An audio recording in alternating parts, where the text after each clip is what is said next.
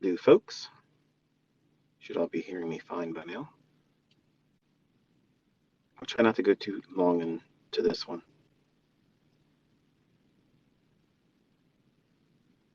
Give me a second here.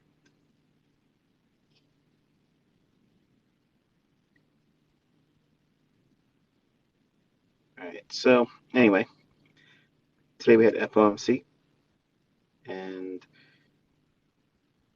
as a reminder, I know a lot of you are coming in at different times, finding this community and discovering who I am and wondering who the hell I am. Why am I doing all this?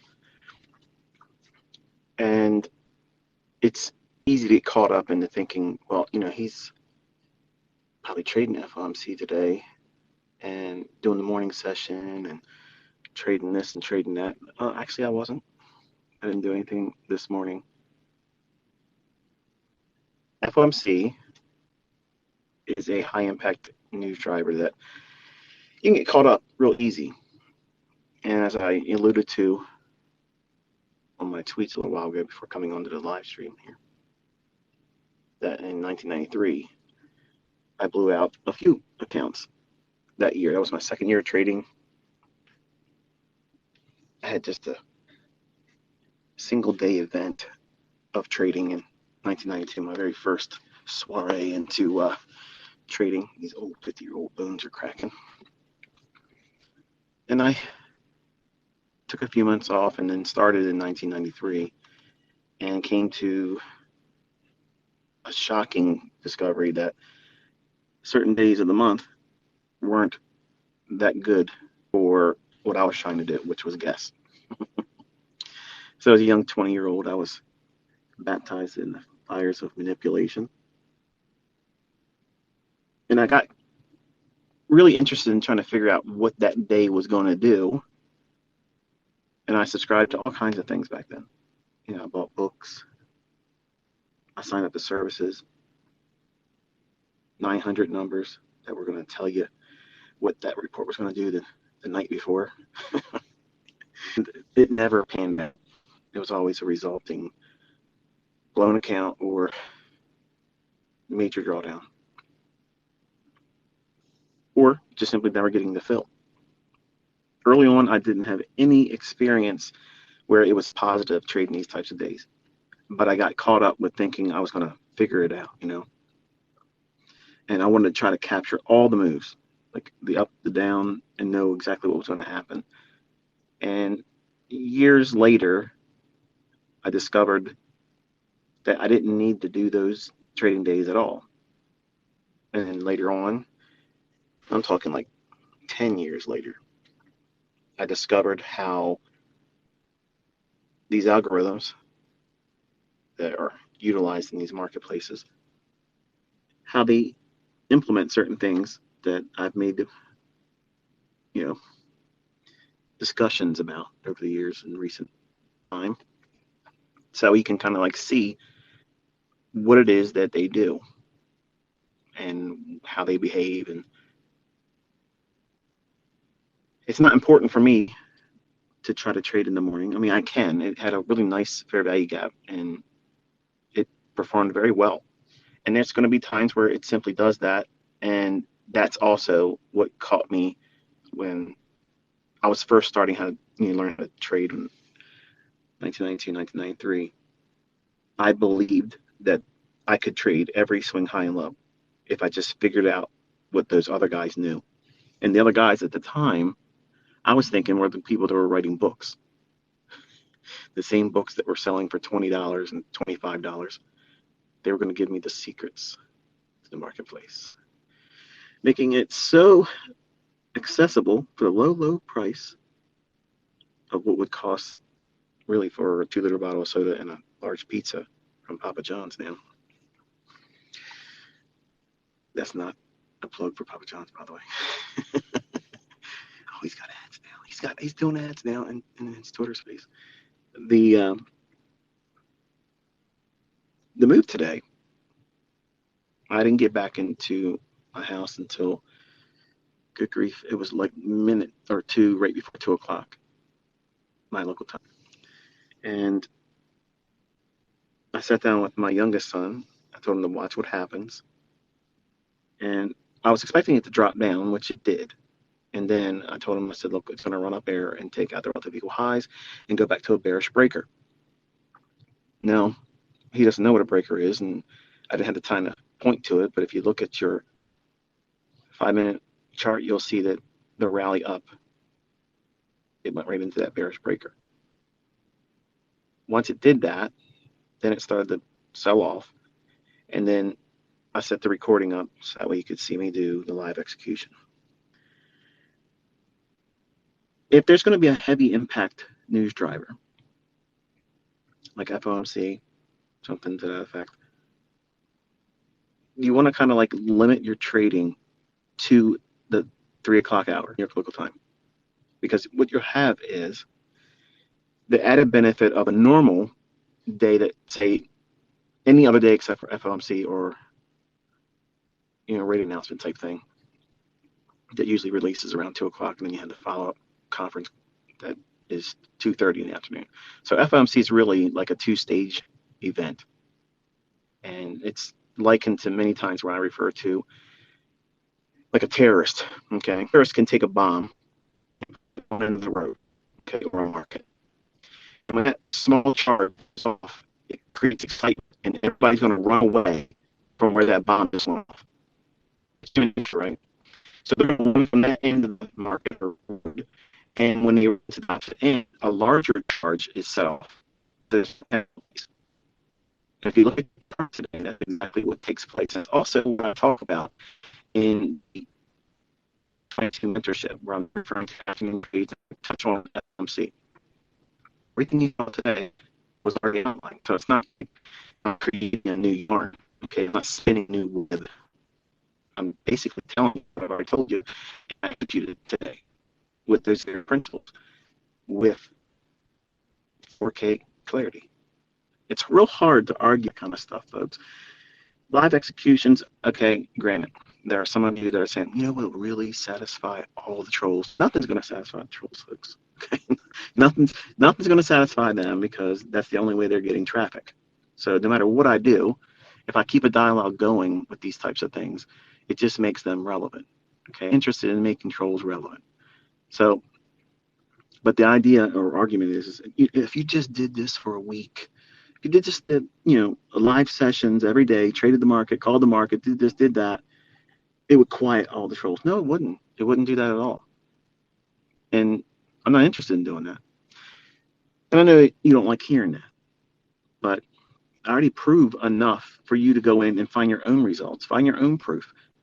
Once you have that, then, that's why I'm here. If I wanted to be a big celebrity and having people follow everything I say on YouTube live streams and such, I would do that. But that's not my interest. I kind of like want to wind down. Like I'm kind of like giving you my farewell. Like we're at the end of this, okay? And what that means is I kind of like want to try to backpedal into my privacy again. And I know that doesn't sound fun. It doesn't sound, exciting or happy. But I promise by the end of this year, before we even get into December, you'll have more than you'll ever need. And will I do YouTube videos? Yeah, I'll probably put up a couple. I'm not going to be like this, obviously, but you don't need these big FOMC days. You don't need me calling the moves. You don't need those things. And if you think that, it's simply because you haven't been doing it long enough. And you're growing comfortable. You're getting real comfortable hearing me tell you things that make you feel good, that inspire you. And there's enough videos where I've done that. You don't need that. You need to roll your sleeves up and study. And these things will come to you.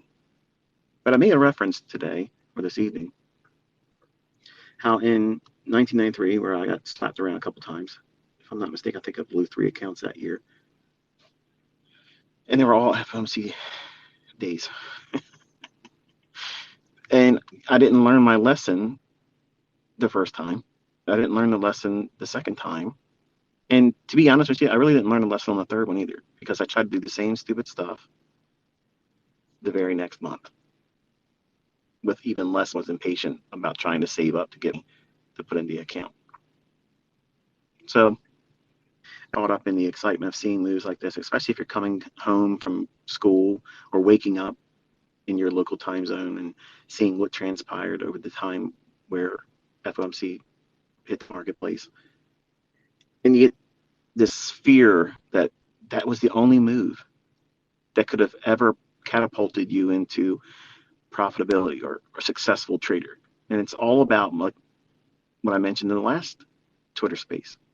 You're trying to condense your entire career into one transaction, one trading day, one event. And that is a problem. And that is like the largest testimony to someone that is brand new. Because I did that with every single trade. When I first started, every single trade in my first 3 years, in the 1992, 1993, 1994, they were all make it or break it trading, individual Olympic feats. I was trading with the maximum leverage, the largest trading position I could put on, and literally just static price alone would have taken me out. And you can't trade like that on a day like this, because if you give your neck to the marketplace, it'll cut it. It'll cut it, and you don't matter to this marketplace. Like you're irrelevant. All of us are. There's so much money to be taken on days like this, and that's why you see such a wide swing up and down, up, and then the real move takes place. There's nothing bullish about equities right now. Stocks are not in a position to rally. There's nothing in these markets that would warrant being bullish, holding, buying long, trying to catch a bottom. There's nothing there, folks. Let's just talk about it briefly in the scope of fundamentals. Okay. We have soaring inflation, which they want to deny. It only inched up a little bit according to Biden. Interest rates are rising. That makes it very difficult for equities to rally. But usually the stock market doesn't like higher interest rates. And we're in traditionally the September and October timeframe usually starts to see the market drop down. Now, generally, that's an exciting time. And I teach, as you'll see in a couple weeks, where I talk about stock trading and how you can go in and pick stocks and such. You don't have to be a Forex trader under me. You don't have to be a futures trader under me. You don't have to be a bond trader under me. You can trade stocks. You can do stock options. And I talk about how if you're going to focus on that asset class, there are certain times of the year. And if you focus on, don't trade a lot. I believe, and I think that you'll see that there's some validity to what I'm about to show you in a couple of weeks when we get to that stage or that month of core content. You'll see that there's opportunities there as well. So I like to see the October lows, maybe the first week or so in November. Sometimes you can do that as well. There's fall low, and there's usually some kind of accumulation that takes place. And I tell you, folks, I just don't see that this year. I don't know where the low is, but one of my friends, apparently he was talking to somebody he knew, or he flips property with, or has done business flipping properties in real estate. They buy properties in distressed conditions, and they put a little bit into them, and they end up selling for more money. This guy calls me a couple days ago, and I don't know him from Adam, He's like, hey, I know so-and-so, our mutual friend, apparently. And I ended up talking to him for like almost 90 minutes. And I know he was recording the phone call because, you hear this little beep like every 30 seconds. So I'm not sure what that was all about, but I gave him a show. So he's like, I've been trading stock options, for a number of years. And so-and-so tells me, you've been doing this, and I'd like to pick your brain, basically. So I give him a little bit of time, only because he mentioned our mutual friend. All right. So, and when I say mutual friend, it's just somebody that familiar with. We didn't go to school or anything like that. He's not a market person, something to that effect. It's just another entrepreneur out there that I'm friends with. And this guy says to me, because what do you think is going to happen in the marketplace? So I said, well, let's go down a checklist of things here. Interest rates are higher, inflation's higher, consumer sentiment sucks. Things aren't really good right now. Everything is too high.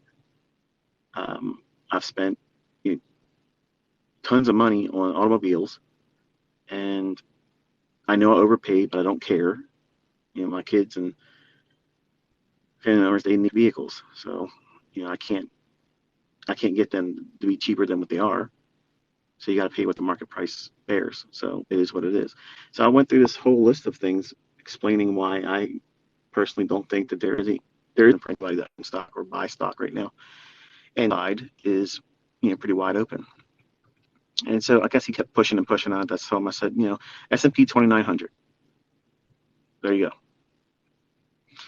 So do I think that 2900 is going to happen like in the next week or so? Because he was expecting me to co-sign on this month. Like he wanted to see something like that in a week. He's talking about how he's going to buy really, really far out of the money, and that time horizon is like February for me.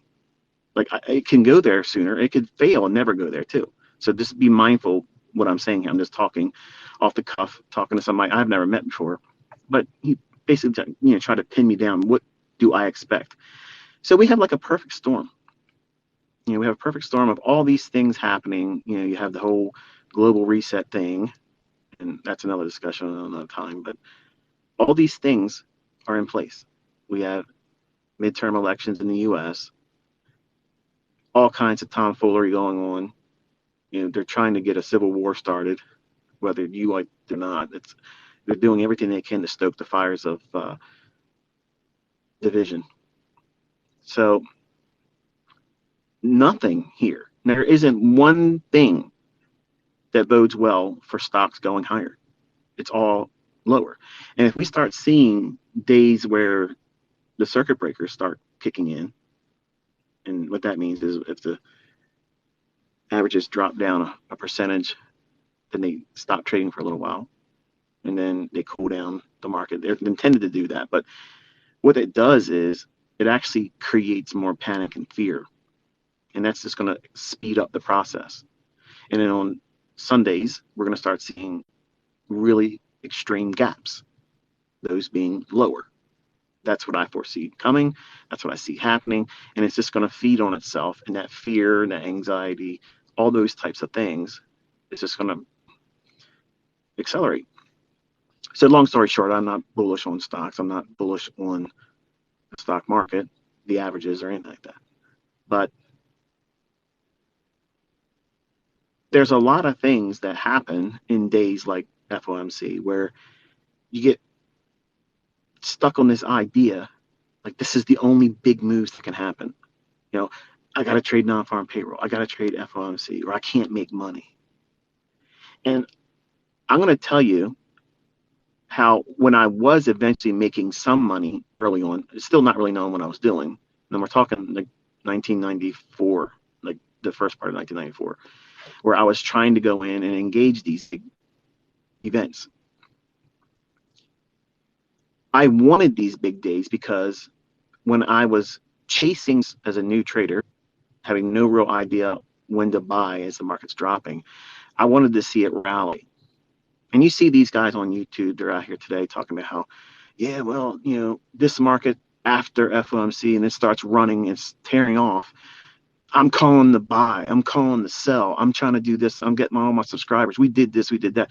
You chase price. Congratulations. I did that too a lot when I was 20 years old. And these big ranges that explode and keep going and going and going. These are the same days where traders will go on Twitter. You are my students. Don't think that I don't know this. listen carefully, because I'm going to start calling you guys out. If you say, I took the same trade, ICT, high five, notice I'm not liking those posts, because I'm going to be honest with you. I think most of you are full of shit. I think you're lying. Okay. I think you're lying to yourself and you're lying to other people and me. Because if you did it, you show it. Anybody else that does it, they show it. So don't wrap yourself up with bullshit. Nobody wants to hear bullshit. Nobody wants to see bullshit. And if you chase that feeling of providing that opportunity for a dopamine hit because someone like me or anyone else likes your post when you say, I took the same trade as ICT, but you've done nothing but draw lines on the chart, or not even done that. You just say, I took the same trade. I can't co-sign anything like that. You know, I'm not trying to be rude to any of you. Okay, but I try to be as real as I possibly can and hold myself to a standard that is above everyone else. So if I'm going to tell you I did something, I'm going to show you I did something. If I tell you it's live, it's live. If I tell you, hey, you know, I messed up, you know, here's what I did wrong, I didn't do it to stunt and say, oh yeah, look, I'm going to pretend I took a loss. I did something wrong. Okay. But when you see these big moves like this, okay, you have these big rally days or decline days, you can go in and chase price looking at a 1 minute chart or a 5 minute chart.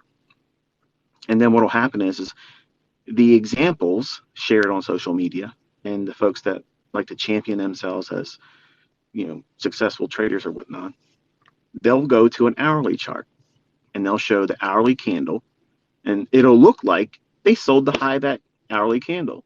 And then when they got out with 1 or 2 points, if that, then that's the exit. But it looks like it's at the farthest extreme of that 1 hour candle. So on the casual view, someone just going through and seeing that and saying, hey, high five, I'm killing it with ICT, you know, every week, every day, and it won't stop. I just can't like those kind of posts, folks. Okay. Because I know that shit goes on in our house and everywhere else. And I've never been a supporter of that. I've never been a supporter of that. I've never championed that stuff. So around here, we don't blow smoke. Okay. We hopefully don't need to do those things anymore. So if you didn't take any action in the day, then you took no action. There's no shame in that. I've told you not to do anything today, not because there isn't an opportunity, but the majority of you aren't experienced. You have no idea what the hell you're doing. Now, coming into a marketplace, thinking, wow, this is going to be a big move day. I'm going to go in there and disregard everything ICT said because, you know, I might get lucky today. Or I'm going to go on somebody else's live stream and watch what they're doing and get caught up in the frenzy. Let's go chase a market. And when you chase it, it's already moved so far. The worst thing can happen is these jokers get a little piece of that move. When you have the likelihood of a retracement on a fast day like this, where it can move 20, 30 handles against you, like that, then go where you thought it was going to go.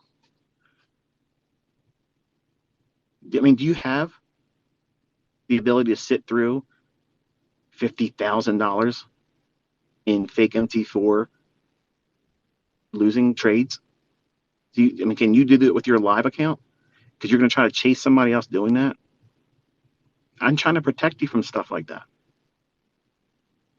But these guys that do this, and they say, look at this right here. This is the move that took place. This is what we were looking at. This is what we were going after. Everybody knew it. Why didn't you buy near the low?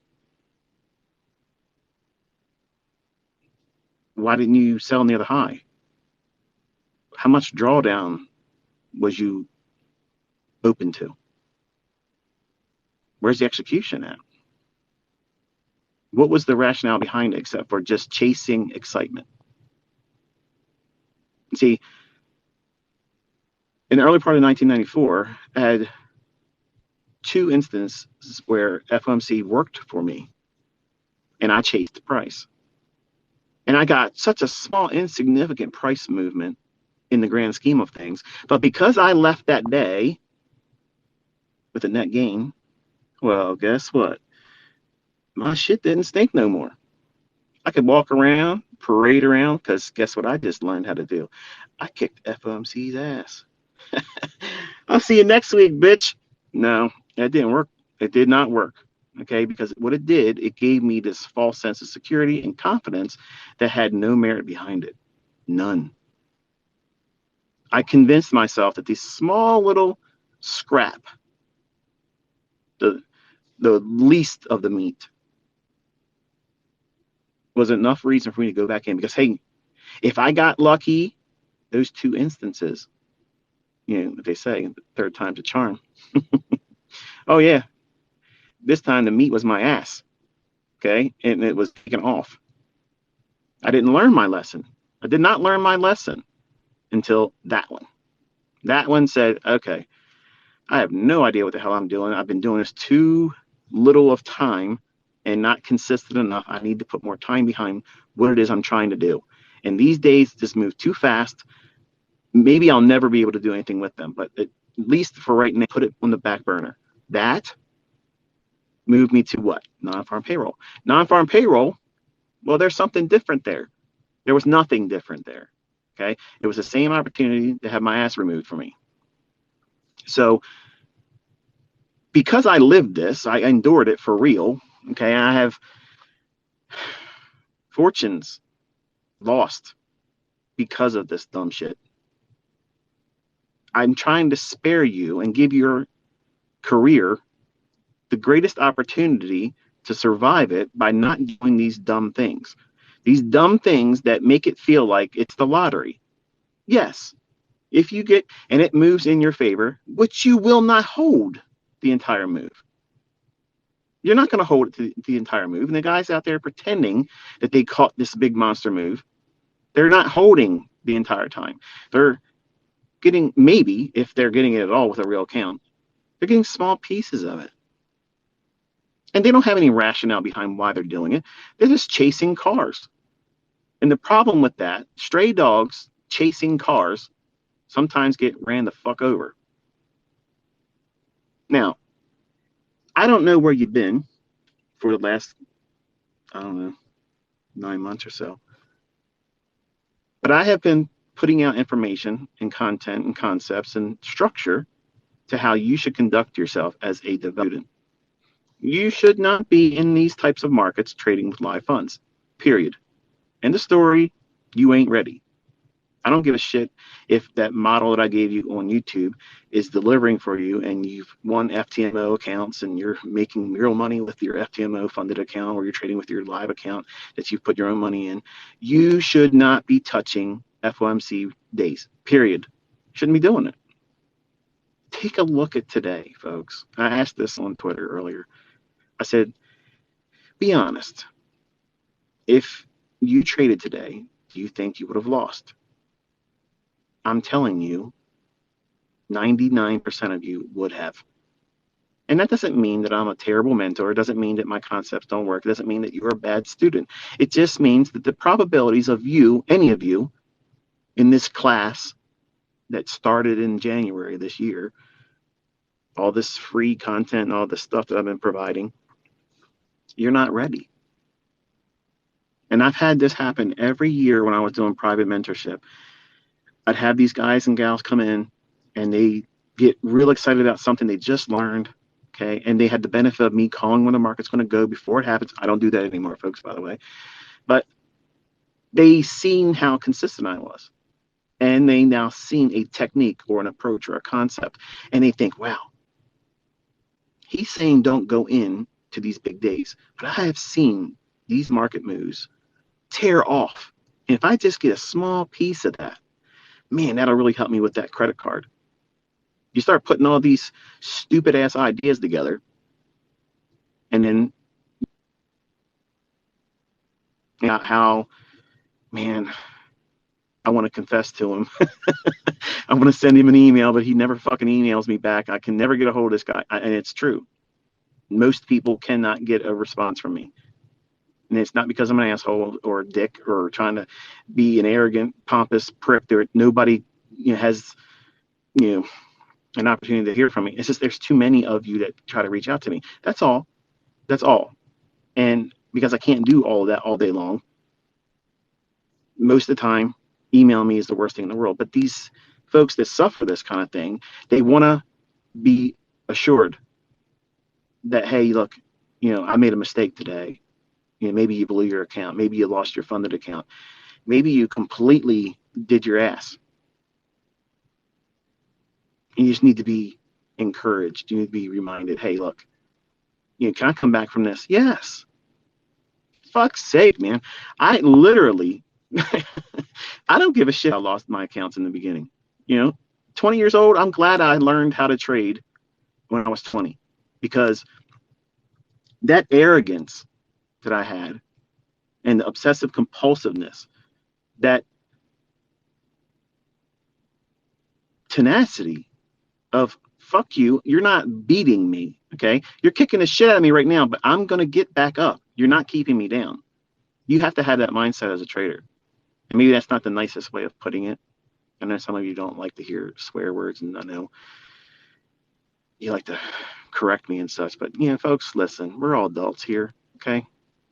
And we're talking about things that really hit hard emotionally, psychologically. And I'm not going to sit here and pretend, okay, use some sweet, sugary coated bullshit so you can walk away feeling good. You need to have these types of reminders, because it's too easy to talk yourself into doing dumb shit.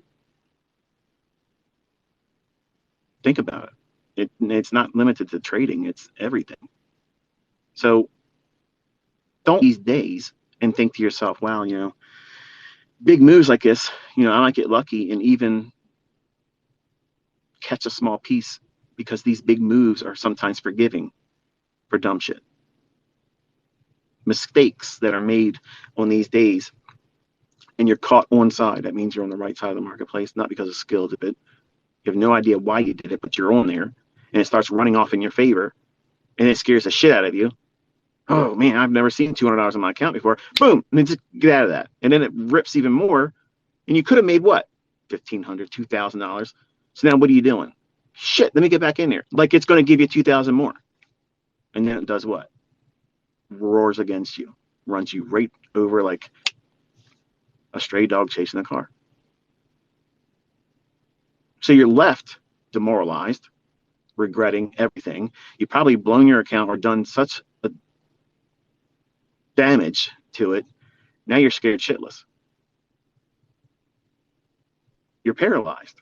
You're afraid to take the next trade. And you read these folks, and I feel sorry for them, because they're trying to get these FTMO accounts too fast. Oh man, I went through drawdown, and I've 13. The fella that sent it to me today, he knows who I'm talking about. And I'm not beating up on you, okay? But if you blow this, that's not the end of it, dude. You're just trying to do it too quick. You're rushing. You're rushing like something magical's happening once you get that funded account. It's going to get fucking harder. It's going to get fucking harder. Hello? Now you have the money. When that money goes up and down, that's success and failure in a monetary sense. Whereas in a demo or paper, it don't mean shit. You give it the value based on your ego and your pride. Pride and ego is not equity. That's emotion. That's what that is, folks. That's emotion. And so many of you don't realize when you first start, you're trading emotionally. You're trading with emotional equity. And you think that that is limitless. No, it's not. Because you can trade yourself right into a position of insolvency. Wait a minute. How can I do that if I'm trading with fake money? Scare yourself into thinking that this is never going to work for you and you'll quit. See, I quit dozens of times when I was younger. I called it quitting. But what I was doing is I was just saving up more money to go back in again, because that bug bit me. And come hell or high water, I was going to swing through these markets like Kim Parker, and nothing was going to hold. But some of you aren't wired that way, and I understand. But you're also doing dumb shit, trying to do things that you are not capable of doing. And you may not like to hear people say that, even me. Like, it's discouraging when you talk to me. I had people in my mentorship literally tell me in emails, I don't like when you talk to us like that. Talking to us nice and encourage us. Yeah, that's nice. There's a time for that. But you paid. You paid to learn how to do this and overcome these problems. So when I give it to you, just to receive it, it isn't going to feel good. That's the intended purpose. It's for you to feel uncomfortable. So you don't go in that again thinking, this is normal. It's not normal to keep doing those things. And these days, like FOMC, invite that terrible opportunity for you to sit around and just think that it's going to be easier on these days because there's a lot of movement. No, you need to understand there's a whole lot of fucking risk on these days. Like, you can do so much damage to yourself in such a short span of time. Look how fast, folks. Listen, your chart. Pull up a 1 minute chart and look how fast E-mini, S&P, and NASDAQ free fell right when FOMC started at 2 o'clock. You really think you can fucking trade that right now? You think you have the skill set to do that right now? You don't. And you're not getting fucking filled. I sat there and scrolled through all of these clowns, man. Yeah, look at my fill here. You didn't get filled on a real fucking account, okay? You're not getting filled. You are not getting filled at the 2 o'clock hour at the high. You're not. You can do that with a demo. But that's not happening with a live account. That's not happening, folks. And these people that do that stuff, I don't even know why they even bother doing that shit. Like, it's not believable. You can't prove you did it. That picture of you putting the arrow there or whatever the hell it is that you've done to make it look like you've done it, that's not happening, man. Anybody that's ever traded with live accounts knows that you are not getting filled like that. Period. You're not. And people like us see through that bullshit. And I see some of you in our community trying that shit. I'm just being polite, not saying anything about it. This is probably the first time you heard about it here. But I'm doing it so that way you just stop. We don't need fakes, okay? You shouldn't be championing these fake ideas. Hold yourself to a higher standard.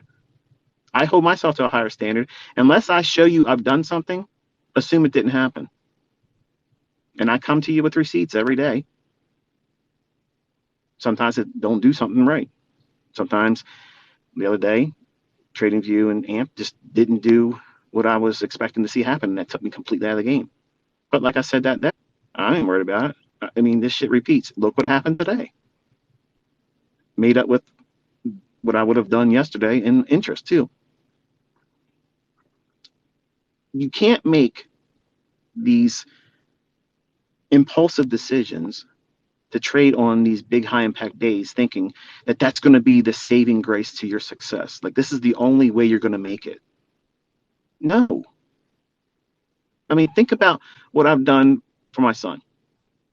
I told him, I said, look, you can do very well with 4 to 5 points. Just 4 or 5 handles. 16 to 20 ticks. Okay. I see a lot of people asking, how many ticks are in a point, or how many points are in a tick, vice versa. One handle is 1 point. Each point, ES, is $50. There's 4 ticks in that point. $12.50 tick. All you're trying to get is 4 to 5, or 4 to 5 points in the morning session or the afternoon. If you just do that one time a week, that's an extra $1,000 a month. Less commissions, obviously. Now, what would that do for you? Some of you, that would put you in a really sweet spot. What if you did it twice a week? That's a mortgage payment. Maybe a mortgage payment and maybe a utility bill. And you're not doing a whole lot to get that, but you got to wait can't be trading days like this. Don't let me convince you that this is what you should be doing because I ripped its ass apart today. So don't think that that's something you're going to walk around because you watch my videos, you studied, you got an FTMO account, you're fine, you've been making money, but you're going to master FOMC. Folks, these days can still burn me. I can do it wrong. I can do everything that would look right by my rules, and these days could have manual intervention rip my ass apart. Did you hear me? So don't walk around thinking that you're going to be able to come in here anytime you want and FOMC just need to you. No. There's going to be a day where you try that shit and it removes your head cleanly.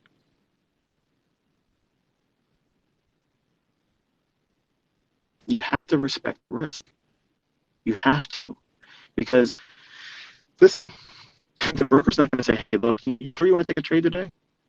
Are you sure you want to put that much leverage behind this trade? I mean, because I was looking at the last 12 trades you took, I don't know if it's a good fucking idea. They're not looking out for this interest. And I know some of you don't get to hear these types of messages, and some of you just have entertainment. But it's important for you, if you're trying to do these types of things, to know that it does not result in longevity. It ends with a very short career and regret. And because you're going to want to do this, but you won't be able to, because you have created such a toxic view of yourself as a trader. You paralyze yourself with fear. You won't be able to take the next trade because you think, now think about this, what I'm about to say, okay? Put down the Xbox controller, pull over if you're driving for a second, okay? You think these days are going to be the answer to all of your problems. You think that this is the last bastion of big movement. It's not. See, these days, they're designed to smash participants. They're designed to clean the markets, both sides, the sell side and the buy side. It's designed to do that. That's what they use these days for. Sweeping up on both sides of the marketplace, cleaning up. You cannot go into this thinking FOMC is going to be the basis of your entire career. Because I guarantee if you do that, you're not going to have the results you're looking for. You're going to have a terrible equity curve. You're going to have fear. And that fear that you now have adopted because of participating in these days where you're not equipped. You don't have the skill set yet. Now, I'm not saying you can't have the skill set. Obviously, I've shown it.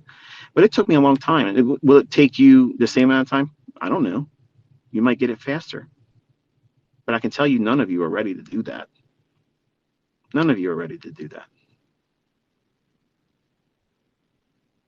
But you're going to trade these days and develop fear and anxiety because the market moves real quick against you. And now here's what's going to happen.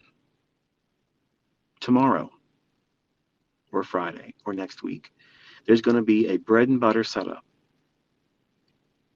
And you might have the courage to get in there and take that trade.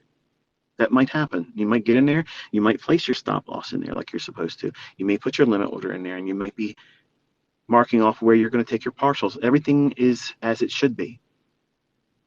But then it's going to move one handle against you. And what's going to happen is your subconscious is going to revert back to what? A day like today, where you did something stupid and you put a trade on, and this son of a bitch took off running 15, 20 handles real quick. And you're going to think normal, everyday bread and butter trading opportunity is going to have characteristics like that. Now, mind you, it only moved against you.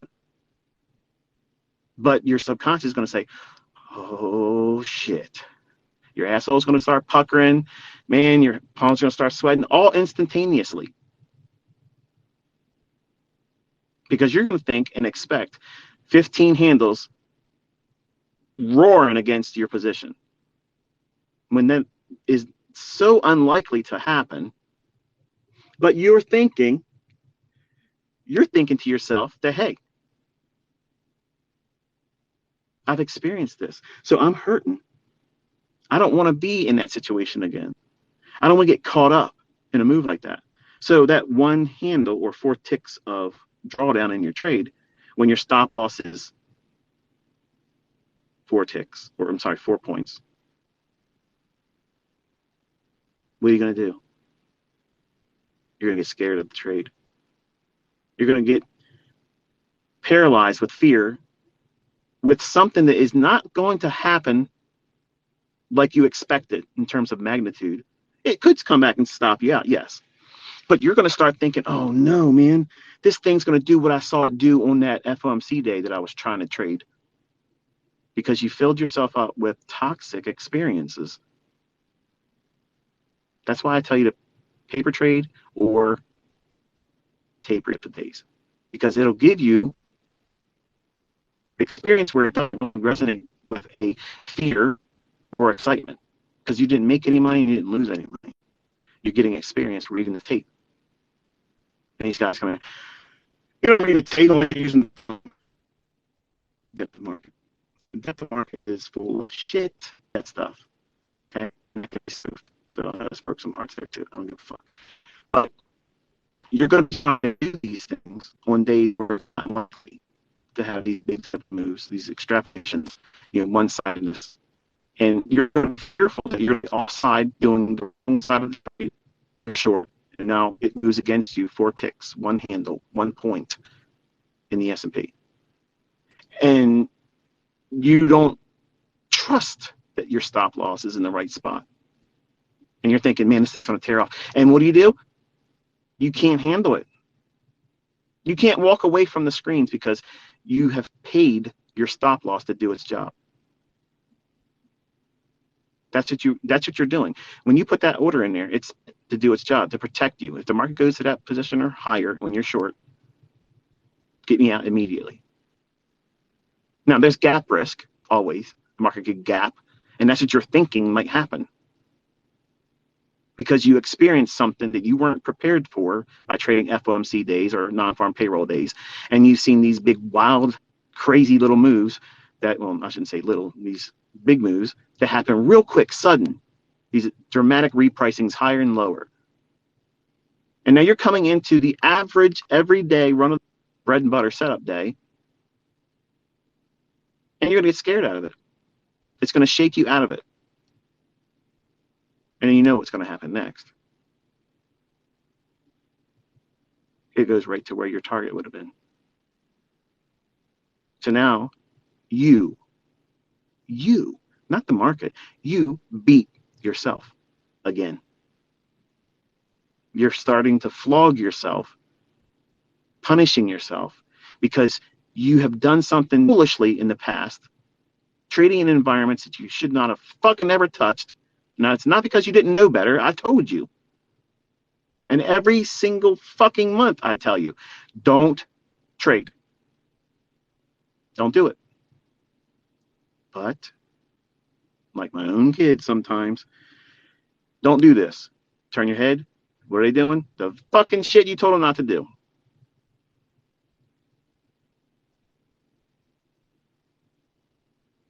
You have to learn from that pain and then, okay, disconnect it. Because the characteristics of an FOMC day, a rate announcement day, that's not the same characteristic that would be seen in other, market day. But because you're not experienced, you're neophyte, and you've now created toxic thinking because of rushing into a market move or day like FOMC or non-farm payroll, you have poisoned your perception of how price is going to deliver. And I know some of you are thinking, damn, this guy nailed me, man. That's exactly what the fuck happened to me. And I never really understood it until now. Yes, I've done this to myself before. And it takes a lot of undoing to correct it. That means that's why I tell you these things. That's why I make the videos the way I do. That's why I talk to you the way I talk to you. Because I have lived this shit, folks. I've lived it. I know how hard it is to fix the problems. But some of you just simply want to do the shit and like, hey, and I used this before, but you ever seen the movie Jaws? They're sitting on the boat. They're all like, hey, where'd you get that scar from? Where'd you get this? Where'd you get that? And each one of them are trying to top the next guy. Oh, yeah, I got this one because a tank ran over me in Vietnam. Oh, yeah, well, this one did this one. And that's, you all want to be able to say, yeah, I suffered like ICT. Like that's some kind of a fucking club you want to be a part of. I don't want you to have the same kind of shit that I went through. Why would you want to do that? Don't you want to be the person that said, you know what? I listened to everything he said, avoided the shit he said to avoid, and I'm doing it better, and I don't have any issues. Man, that's what I want to hear. That's why I'm mentoring. I'm mentoring like that because I want to hear a student say that. I've not had one student do that yet. Hundreds of thousands of students, not one of them has come forward and said, you know what? I listened to all your shit, and I don't want to go through that. I'm going to listen to the lessons that are going to be the most uncomfortable ones to listen to, because guess what? That's the stuff that's going to break me.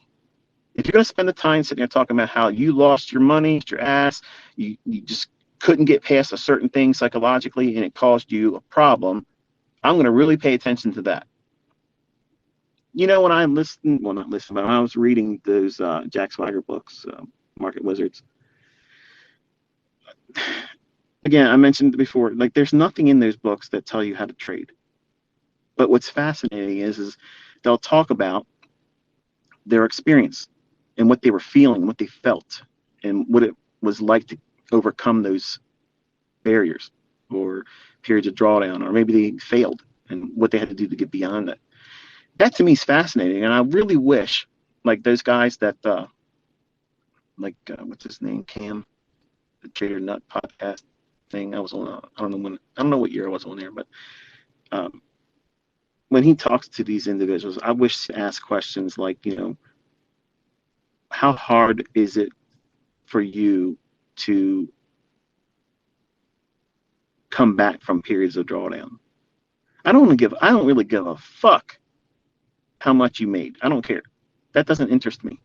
I don't care what your little system does, what your pattern is, what indicators, what style of trading. I don't give a shit. Okay. I don't even care if it's my stuff. What I would love to hear is how you engage yourself, because you're that person. Okay. It's not the market maker that's getting you. Person in the mirror. You've done your own ass. You did that. And many times it's by doing the stuff that we're talking about here tonight. You're trying to trade in market environments that you're not equipped to do. And you don't know what it's like to make the decision to get out of the trade. Or how about this? If you're in a fast market and you're offside, do you know when you can hurry up and close out and flip it and go the other direction? I've done that before. I did it. And all that did was open up more questions from the people that saw me do it. And there were people from Baby Pips.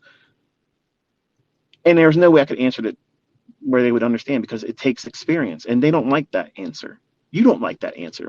How long do you think it's going to take for me to do this and do that? I don't know. Because you're all doing something. All of you are doing something individually that's holding you back. I don't give a shit how you're doing right now. You all are doing something that's having a negative impact on your growth. And that's why it's important that you journal. And you don't realize what those things are until you go back and look at what it is you're doing.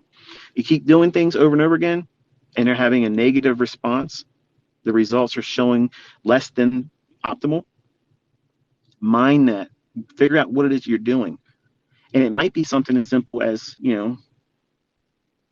anxiety about something that you've endured somewhere else. It may not be rooted in the marketplace. It may be something, in your personal relationship. Maybe you think that your relationship is on the rocks, or maybe it's not.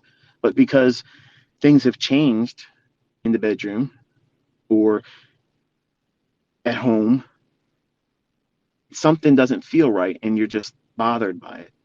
That kind of stuff can materialize and manifest itself in your decision making in the marketplace, because you'll come to these marketplaces like a way of escaping, living a different life.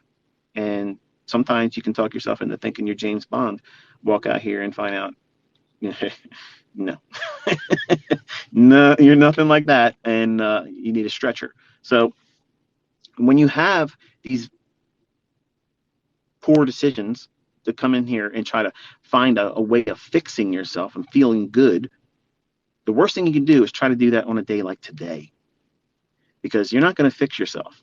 Okay. You're not going to fix yourself on a day like this. It's going to do a lot of harm, more harm than you realize. And it's not going to be noticeable to you until you trade after this day. Like, you're not, even if you made money. Okay. Let's close this one with this idea. Let's say you did something today and you went short. You went short and you had the wherewithal to hold on to it a little bit longer than you normally would. And you got a windfall victory. Okay.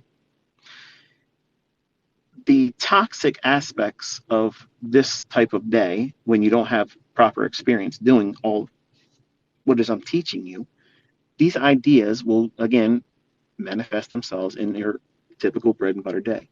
What will happen is you'll get into a move, you'll do all things right, stop loss will be where it's supposed to be, your limit order to take profits will be where it's supposed to be. You're following the model, and then all of a sudden it does a really quick running right to it. Oh shit. This is that same move. Oh, damn. This is the same move I just did with FOMC 2 weeks ago when I made $6,000 and I didn't know what the fuck I was doing. Guess what? I just caught a tiger by the tail. Fuck that limit order. Let's take that off. We're going to watch how this thing just melts today. Oh, it's melting you. It's melting your fucking face off. It's going right down to where you thought it was going to go. Maybe a point or two beyond that. And it's right about then you're grabbing the calculator thinking, okay, all right, if I do this and hold it to that, my wife stays out of my office right now. My kids go play Xbox and I ain't got to worry about this and turn the TV off and the sports. I'm going to focus on this chart. I'm going to stare at it just like ICT fucking says. And all of a sudden, boom, it turned. It's starting to go up. But now what you're going to do, oh, okay, it's okay. It's okay. It's the fucking fair value gap, okay? All it's going to do is give me another fair value gap. It's okay. Just relax. Because I've been here before. It's just like FOMC. When it's not FOMC, you've talked yourself out of a perfectly framed trade, but now you're expecting it to deliver the same way luck rewarded you on an FOMC day. So you brought a positive result and experience with stupidity. Let's call it what it is. You're trying to trade in a fast market with no experience, and you got rewarded for it. Worst thing in the world can happen. Now you're bringing in that mindset in A that isn't likely to do that. So you abandon sound thinking, sound logic, the model. And now because your pride and ego, and what if it really does do like FOMC and it tears off 50 handles in my favor? I can't wait to go on Twitter with that. But it turns on you and goes right up to your stop loss. The whole time you're justifying every bit of the run to your stop because you have poisoned your perception of price. See, these are the reasons why I talk to you the way I talk to you like this, and you don't like it because it doesn't give you that puffed up feeling. But these are the ones that matter the most. These types of discussions, these lectures, these woodshed moments. These are the very things that I did my own ass with, period. I did these things dozens of times, and it resulted in blown accounts, drawdown that took weeks to fix. I've done those things, folks, and honestly, You don't need to do it. You can do all these things that gets to consistency and ability and never experience these types of things. It's possible. I'm telling you, it's possible, but you don't want to listen. And it's frustrating to me as a mentor because, like, I'm not lying to you. I told you, like, dude, I've blown accounts before. I've lost money doing these types of things. Why would you want to try to do something like this? Like, it's not a challenge. It's not a, like, here, we're going to do a new TikTok challenge. Let's start with trading on an FOMC day, over leveraging, and let's just swing it and see what happens. That's not something you want to subscribe to. That's not what you want to be doing. So I'm not sure if if a message like this reaches any of you. Okay, I'm not sure if it resonates with any of you or if it just sounds like I'm trying to piss in your cornflakes, but this is the stuff that matters. And I know, to see the stuff that you're learning and me executing and showing it, and that's great. Okay, and I do it to encourage you, but I'm not trying to invite you to trade in these days. And hopefully with this discussion here, you keep things balanced. Yes, I can do these things. That doesn't mean that you can do it. It doesn't mean you can't learn to do it eventually. I'm just saying that let's be the voice of reason right now. You aren't ready to do what you saw me do today. You know it. I know it. And anybody else that knows you as a trader knows that you can't do that either. So don't look at this as a challenge like, okay, bet I'm going to do it now next month. Don't do that. Don't. You're trying to create every possible scenario to hold yourself back. They're perfect little distractions to success. It said in all the books I've ever read, there's a lot of toxic thinking. All of us do it, okay? And there was a survey that was done, and I don't know how much validity, truth there is to it, but I can tell you when I was suffering from generalized anxiety and agoraphobia, like I had more than 300 negative thoughts a day. But the general person, the average person rather, they have on a day-by-day basis, one 24-hour period, they have around 300 negatives go into their mind. Think about that, folks, 300 times. Imagine if you asked 300 women out over the weekend then. 150 on Saturday, 150 on Sunday, and all of them say, go fuck yourself. That would be a kick in the joint, wouldn't it? That would not feel good for your ego and your pride. Now, combine that and put that in the forefront of your mind and challenge yourself with this. Every single time, starting tomorrow when you wake up, every single time you have a negative thought into your mind, as small as it could possibly be, like, did I just do something wrong? Or did I forget to do something? That's negative. That's a negative thought. Because you're questioning whether you did something that you should have done or prevented something. Or if you look at yourself in the mirror and say, oh, I don't know why I colored my hair this way. I don't know why I'm wearing this shirt, these shoes don't look right with these fucking pants. Why did I listen to my wife and wear this belt with these, shorts? This don't look right. That happened to me today. all these things are negative thoughts. So if you're taking up time and you're acknowledging that thought and giving it, your attention, how many times are you doing it a day, inside of one day? Now imagine doing this while you're in a trade.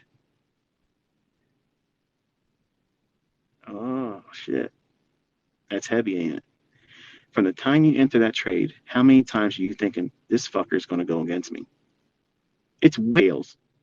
If you're in there for a length of time, you're thinking a lot. This is going to turn on me. This is going to fail. Oh, I better not take the partial there.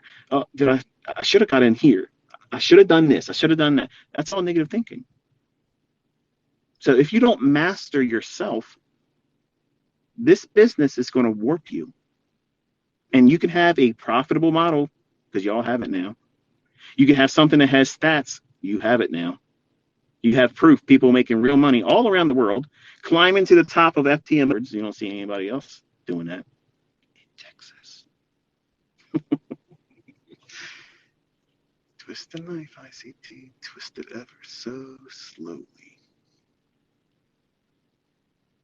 You have no excuse that this stuff works. You have all the evidence now that it works. But you're trying to do things that's going to do what? Invite more negative thinking, toxic thinking. Oh, but ICT won't do a live stream. Fucking fraud. Look at him. You don't need me to do that. You want me to do that. You want me to do that so you can copycat my trades. That's all this is, folks. Let's call it what it is. That's exactly what it is. You don't need that. And again, some of you at the beginning started getting all pissed off at me because I said I'm trying to wind down. Oh, come on, man.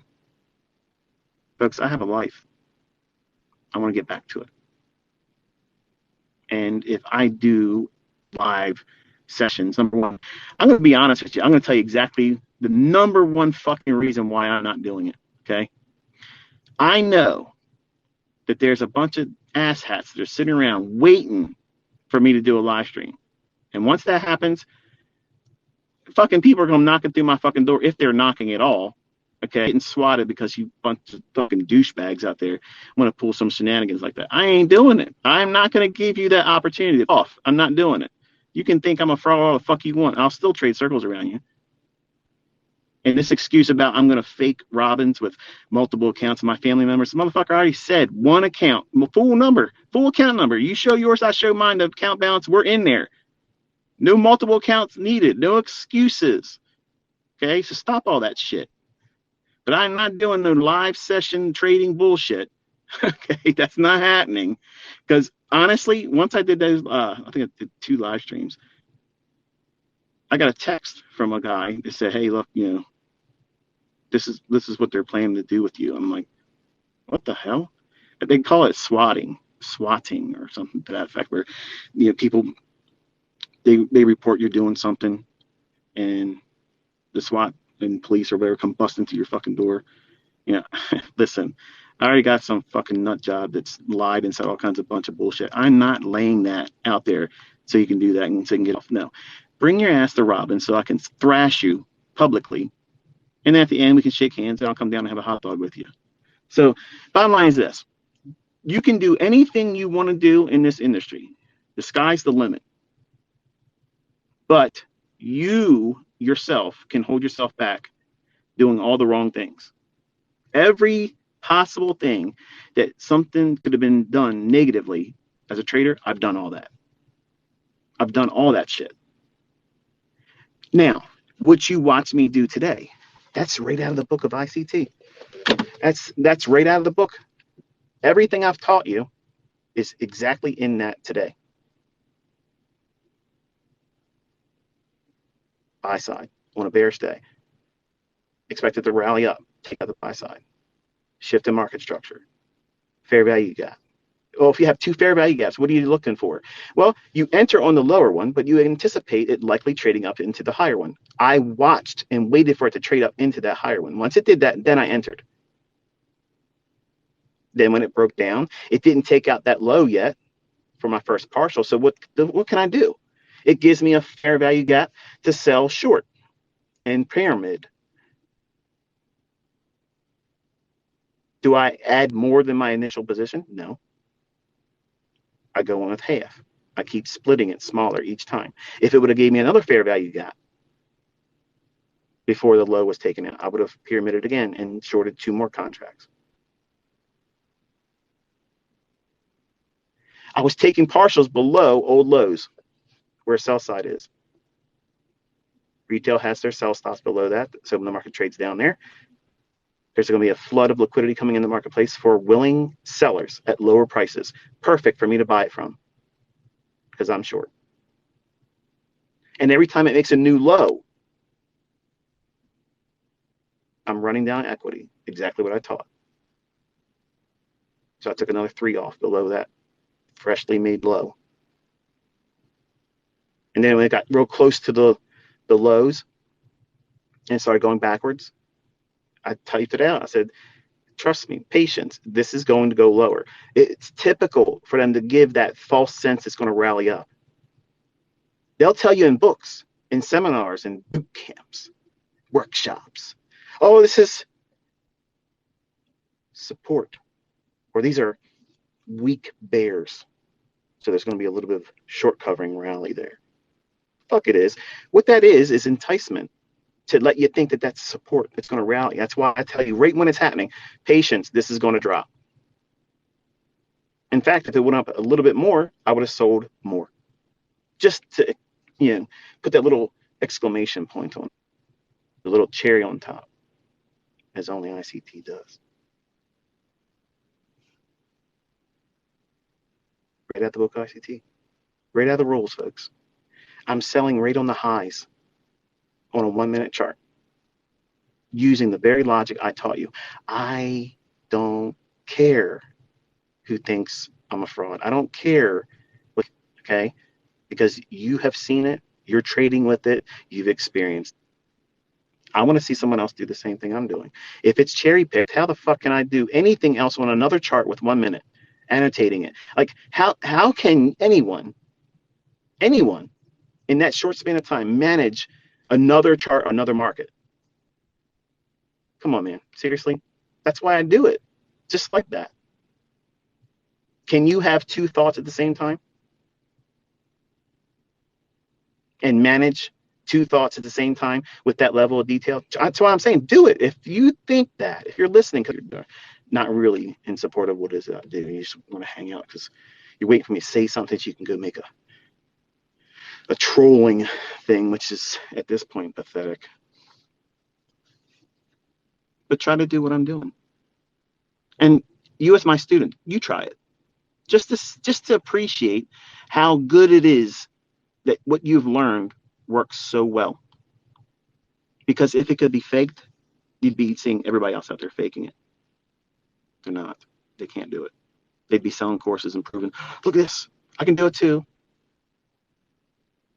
But everything I use today is what I've already taught you.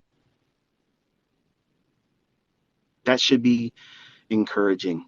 That should be a reminder. Hey, you know what? I don't need to do a lot. And while, yes, this stuff worked today, and he can do it, me, you're not ready to do that in a day like today. Because if you don't really understand what you're doing, you can really hurt yourself. And I don't want to see any of you remove yourself from this opportunity before you're giving yourself a real honest chance.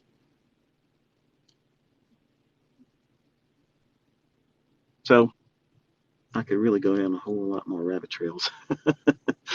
But I'm quite certain my wife's going to be upset if I stay out here longer, because I've already said I was spending less time than I've actually been talking to you. It's now been, what, an hour and 15 minutes. So, yeah, I'm about an hour longer than I wanted to. But every time I tell you when it's going to be short, you know that's the rules. If it's going to be a short video or a short presentation, bring road snacks. It's going to be longer than the expected duration. But folks, seriously, I really want to see you succeed. Okay. I know I joke and kid around and I spar with these trolls and such, but in all sincerity, I believe that if you submit yourself to the things I'm putting you through, it's good medicine. It will turn you into what it is that is required to do this successfully. I mean that wholeheartedly. I have done more than anybody else out there proving something conceptually with precision that really does exist. It's not contrived. I'm not looking at hindsight book examples where it looks like because I drew it out on a chart. I'm pushing a button. A broker is taking my order, channeling it into the marketplace. A counterparty is taking the other side of my trades. Hello? I'm showing you my executions. Are you seeing any other trades? No. At some point, you're going to have to say, okay, everything else is bullshit. And that's painful because that means you're going to have a division of friends, your online comrades. Oh, he drank the Kool-Aid. She drank the Kool-Aid. He's one of those cult members of ICT. That's okay. That's all right. We're in the cult of winning. I've embraced it now. I'm a cult leader now. I am a cult leader. Take that as a soundbite. I run a cult. We all pay homage to winning. Okay, winning. That's why the fuck you started doing this. You joined this to what? To look cool in front of other people on social media? Fuck that shit. You want to be able to pay for shit that you can't afford right now. You want to be able to pay your bills. You want to make sure your kids have more than they have right now. You want to be able to tell yourself, hey, you know what? You deserve a decent meal. Let's go out and have one. We don't need to go into the refrigerator and make leftovers again. Let's go out and have a night with the spouse, significant other, and just live up for a night and just cut back and not worry about what the fuck that check is going to say it is required to pay for it. I'm not worrying about my car payments. I'm not worrying about my mortgage being paid. I'm not worrying about how much it's going to cost for child's education. Because at this point, some of you should be thinking, hey, you know what? I was stressing about putting my kids through college and how expensive it is. Fuck college. Fuck that shit. Okay. This is college. This is really real shit. Okay. You're seeing proof of it. You don't see proof that you're going courses, paying all that fucking money, stressing about tests. They ain't going to do a fucking thing for you when you get out there and try to do that job. When you finally get yourself in those positions, you're going to think about what the fuck does this got to do with all those stupid ass exams and those fucking laboratory experiments that I had to do for college? I'm not doing anything for this shit. And I'm worried about working for this fucking asshole that's trying to tell me I can't have off next fucking week because Carl's been here one fucking week longer than me and I can't have this fucking week off. That's the shit you want to do? That's the shit that you do for your life. What? No. Carve out your own path. You have the skill sets now. You have that. You just don't have the experience yet. And stop listening to these fucking people telling you that you're wasting your fucking time. Look around. People are doing it. Be encouraged. I'm not sock puppeting people in fucking FTMO. These people are coming to me showing you the fucking receipts. I got people showing you with live accounts, with fucking withdrawals, bank fucking statements. But you didn't do a live stream.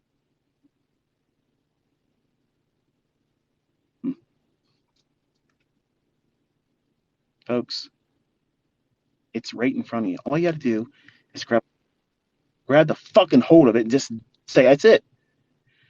This shit is mine. I'm not letting go of it. I will do this. I don't give a fuck. Please, I don't give a shit. You just watch me. You watch where I'm going with this information. That's how you should need to be thinking about it. Don't let these motherfuckers steal it from you. Don't let your family steal it from you. Don't let your coworkers steal it from you. Your fucking boss is part-time right now. You're firing his fucking ass. Or her. Instead of ladies. Because ladies can be a boss too. My wife is one of them. And she's about to whip my ass when I get back in this house. I'm sure. Hey. She's the queen.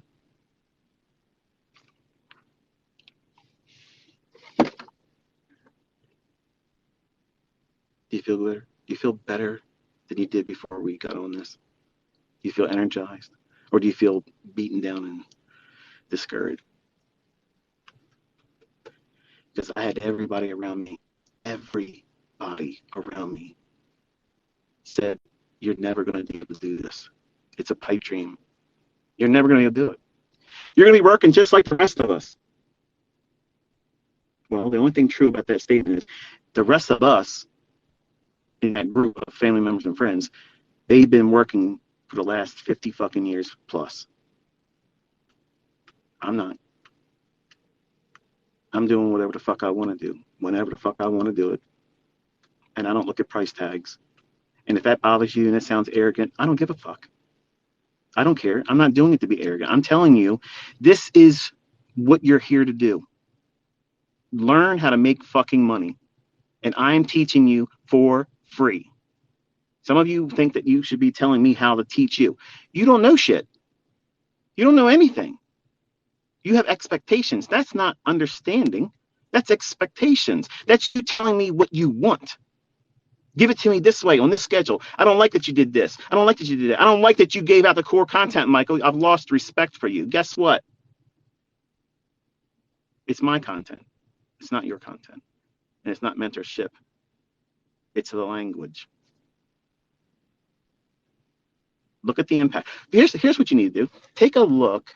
Go on Amazon. Do a search on SMC, Smart Money Concept Trading. I did this the other day, and my wife's just going to have to deal with this. The idea of going on Amazon, okay, because one joker put out my concepts and reworded everything and falsely attributed to other people that I named that were influential people to me coming up. Like they had something to do with what it is I'm trading. None of the shit that I teach and trade with is found in anybody. I honestly today was so tempted to tweet Larry Williams on Twitter. Well, I don't even know if this is really if it's a real account or not. But I wanted to ask him, hey, have you ever seen anybody trade like this? I have never personally confronted him and asked him, hey, what do you think about this? Everybody has beat him up. Hey, ICT, this guy, Michael Huddleston, the fucking frauder, the scammer, said that you are his mentor. Did you teach ICT? I bought this man's fucking books, okay? I bought this man's books. I bought this fucking man's courses, okay? That's mentoring me, okay? He was the first real mentor I had in trading. And 99% of everything he ever taught through his reference material, I don't even do anything with it. But I still say that man, I wish I had an opportunity to meet him. I'd love to meet him. I would love to shake his hand because he turned things around for me. Took me off on a rabbit trail that I lost my train of thought because this is not where I was wanting to go. But and that's unsettling because now that's going to drive me. I'm not going to sleep tonight. I'll be up for 36 hours now over this. But anyway, I don't know. Maybe I should do live streams. Sit there and wait for them to come knocking on the door and live stream that happening. Wouldn't that be cool? Say here's the camera right on my front door, and just wait for it to happen. I've been expecting you. Yeah. Some of you are like, what the hell is he talking about? Anyway, I think that if you were honest in everything that's been shown to you, free of charge, with all the evidence you could ever expect to see, live accounts, real executions, recording from a blank chart, marking it up, and delivering exactly like your own chart shows. Getting in at the highs when shorting and getting in at the lows when going long. Folks, that's the stuff that I believed with no evidence of having really known that it existed. I just believed it like a fairy tale. I thought that that's what every trader that made money did. Now, obviously, there's a lot of people out there that do all kinds of stuff, and they make money if they're profitable, but they're not doing anything that we're doing. They're just catching movements between one price to another, and they attribute whatever the hell they want to attribute to as the reasons why. Those things are not what caused the market to move, but their religion, and that's exactly what this is. Call it Elliott, call it Wyckoff, call it supply and demand, whatever, Gann. All those things are religions because you're attributing spirituality to something that had absolutely no effect on what caused that market fluctuation. I'm telling you, and this is the thing that makes me so divisive. And it's okay. I'll wear that badge. I'll wear that hat with honor. Okay. If I'm ever remembered as anything, okay, I'm the guy that divided everybody with this shit. Okay. And that's good. Let me go home into history with that, and I'm okay with it. But everything before me is religious trading. You might look at me as a cult leader. You might look at everybody in this community as a cult member. But there ain't a GAN trader. There ain't a supply and demand trader. There is no Elliott Wave trader that is more precise than me, period. And that's my real fucking ego. And guess what? I hope it makes you choke, because I'm out here every day inviting you, begging you, pleading with, please bring your candy fucking ass with your shit. Let's go. Because at the end of this fucking year, I'm done. I'm done.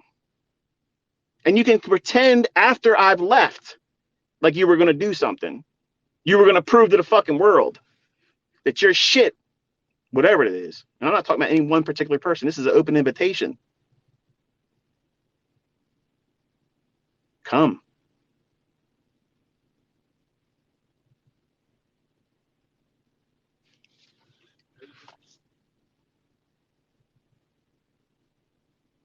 There's nothing like this, folks.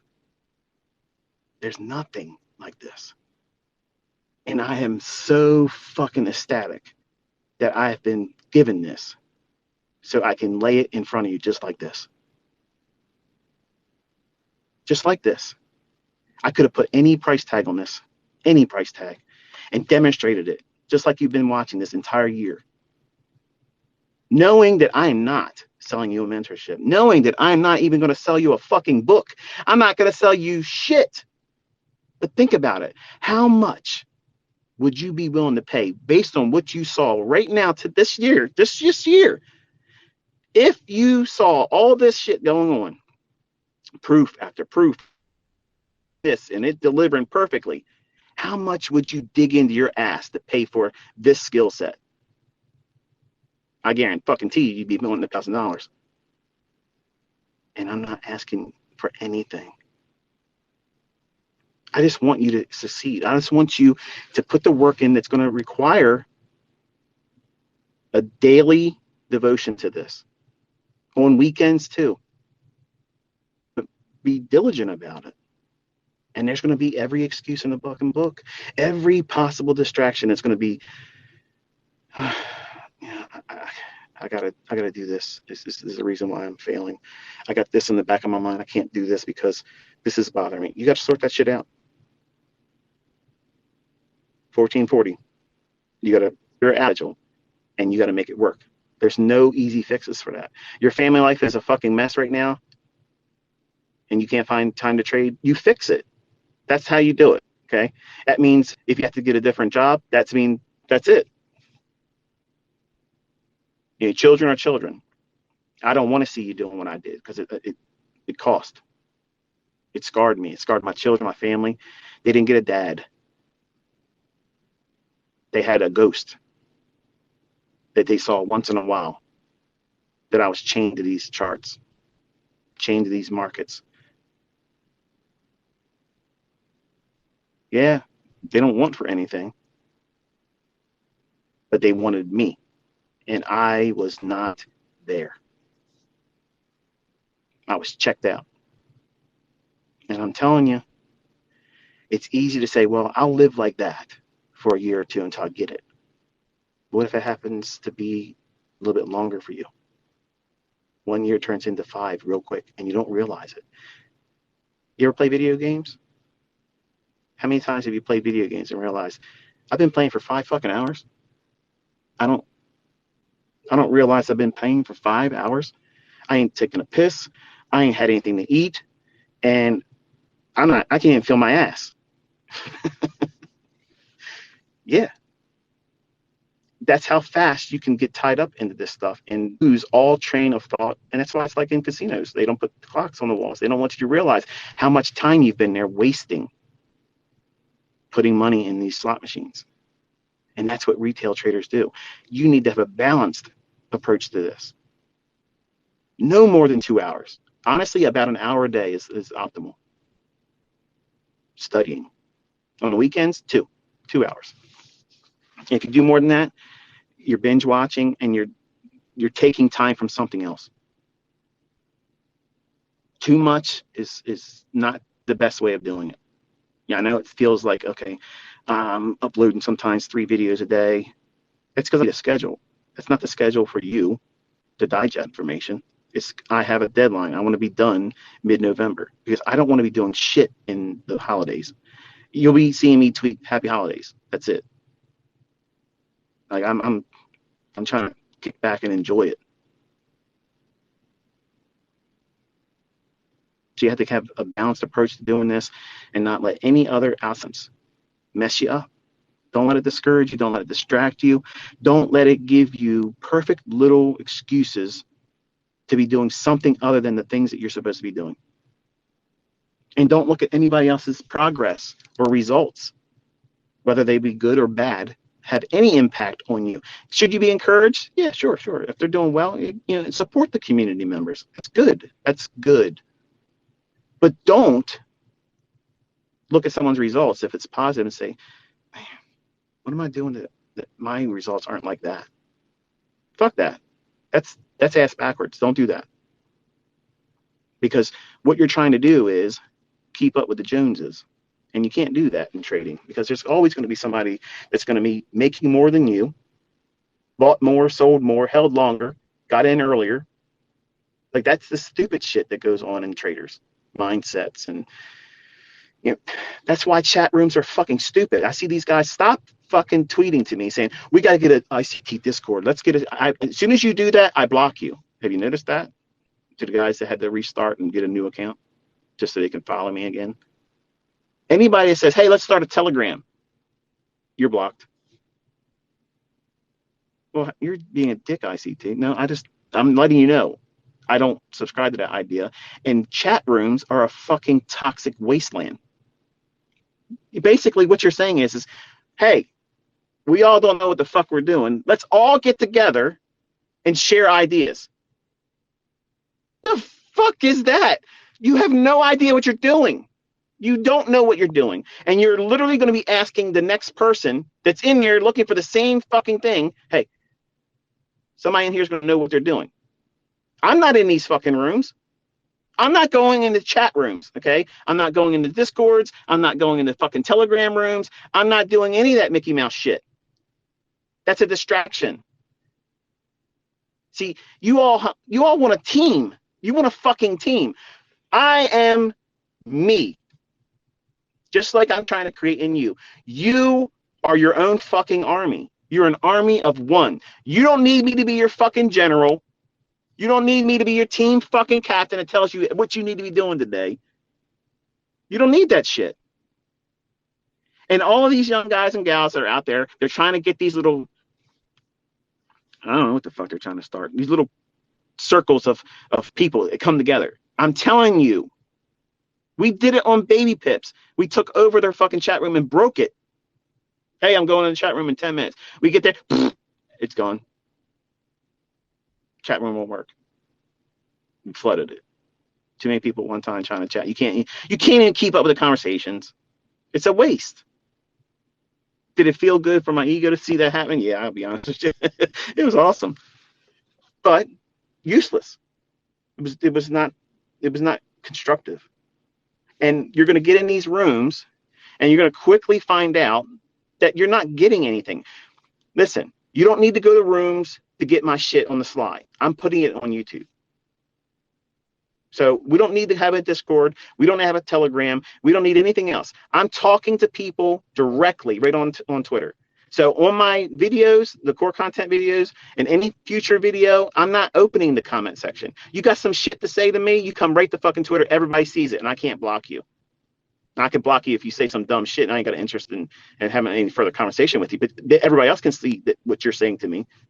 So I'm right here in the middle of the open public. We're in general population right now. Bring your shit. You got something good to say? Bring it. You got something bad to say? Bring it. I'm not hiding. I'm right here in front of everybody. But having this idea of going into these little communities, we have a fucking community. We have a community, and when there's a tweet that's put out, you put your idea or suggestion or complaint or whatever the fuck you got to say about that particular tweet. It's easy. Everything's sorted. What's he talking about? Well, look at everybody's responses underneath that tweet. If I see somebody answer what someone's asked about, I'll like it if I'm in agreement with what they're saying. if I like their response to you, if you have a question about what I was saying, that's like me saying the very words that they just said. I don't need to be saying everything. If someone says, because they've been around me and they know how I've taught, and someone doesn't understand what I said in a tweet, someone will come behind and say, this is what he meant by that. Oh, and then if I see that, I like that. That little heart is my cosign saying, yeah, that's, I don't need to say that again. I'm saying that person's saying. So we don't need chat rooms. We don't need a fucking Telegram. I can't manage all of you as it is. There's too many of you. And you want me to go into another fucking social media medium? No way. I'm too. It's too much shit going on. YouTube and Twitter is too much. Too fucking much. I gotta wind this down, and I gotta return back to my private group. I'm gonna hang out with them. Now that sounds like you're being an asshole now, ICT. No, I have obligations. But I told them once I get course content up, I'll return back to them and I hang out with them. And I want to just have that little bit of time with them. And then most of my time is in my personal life. And I think I fucking deserve it. Okay. That's the bottom line. I deserve it. I put enough into this shit now. Going for shit. 12 years? Non-stop. You think because I walked away from YouTube and Twitter that I slowed down? Man, it's been like a relentless pace. And I'm doing this so these assholes that have sold my shit with no fucking respect, just no fucking couth, just pieces of shit. I've made it impossible for them to ever want to sell it now. And if you bought it, you're stupid. Because that shit isn't going to be helpful to you. You had to be there with me doing it. But to save these people from being victimized from these scammers and trying to sell this shit or get them into their own little Telegram room, come and join my Signal service and I'll give you ICT mentorship videos.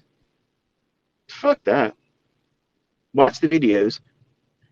Use the core content if you want to. You don't need it.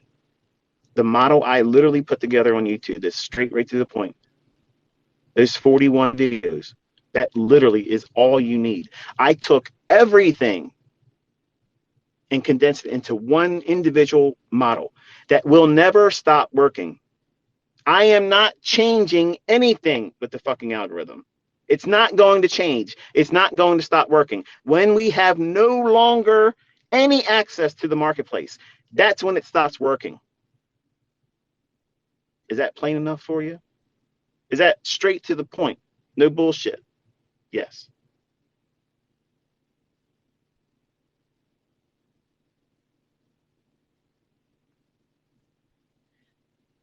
You have a model that works. It's very few rules to it. You have a specific time of day to look for the setups. That's trading. That is trading. Having rules, a process, and following it. And accepting the fact that some do it wrong and lose money. Guess what? That's what everybody endures. You have to go through that. And don't be afraid of it. Don't be afraid of that experience of, I thought I did everything right, but I lost. See, you're trying to find the video where I cover how to avoid that. When the video I put out was handling drawdown and an inevitable loss or losing streaks, something to that effect. So I'm telling you, you're going to lose money. You're going to absolutely lose money. You're going to have losing trades. You're going to have everything in the chart indicate to you that it is likely to do a specific thing, and you're going to find the courage to push the button, and when it happens, it fails. What? Yeah, it fails. What's the it? You. You did it. Your decision was wrong. The concepts didn't fail. The market didn't do you wrong. You made a decision that was inaccurate. And you have to own that. And there is liberation when a trader comes to that mindset and says, you know what? I didn't do that right. But guess what? It doesn't change anything. It just means that I had to pay for that mistake. And that mistake gives me experience. I make money in the next trade or the trades after this, and I come back from that drawdown, it will be an encouragement that all this was a skinned knee. I got a boo-boo. I got a paper cut. It didn't remove my head cleanly and lose my account or make it impossible for me to trade again. It didn't remove your arsenal. It hones you. It makes you trust the fact that you can come this when you have a losing trade or losing trades. Some of you are not even in a position where you've even endured that yet, but you want to go out there and rush to get an FTMO account. Like that's going to somehow magically prevent you from having drawdown. You know, if you are able to get a funded account from one of these companies and you send the proof that I want to encourage you, and I'll retweet it because I'm proud of you. I'm proud of you. And a lot of people say, oh, that doesn't mean shit. Anybody can do that. Well, I don't see a lot of people doing it. I mean, look at how many students I have. Do you see 300,000 of them tweeting to me? No. I'm aware of that. I'm cognizant of the fact that, you know, it takes some effort and not everybody is able to do it. I got a lot of respect for that. They did something that got them to that point. It may not be all the right things, but I want to be an encouragement to them. So I am aware, yes, that they may never even be profitable with the trading account once they get access to the quote unquote funded account. They may blow it then. That's okay. You're probably going to, but that experience is needed. And then you'll have a greater understanding and respect for what it is you're doing, because it feels like, well, you know, I only paid a couple $100 to get this funded account, and I'm just going to try to do YOLO trading, do some wild stuff, and you know, if I make money, great. If I don't, then I'll just, you know, start again, respawn like it's a video game. And if you're doing it like that, you're doing it wrong. You got to treat it like it's your only money. And if you don't do it right, you're homeless. That's the mindset you should have.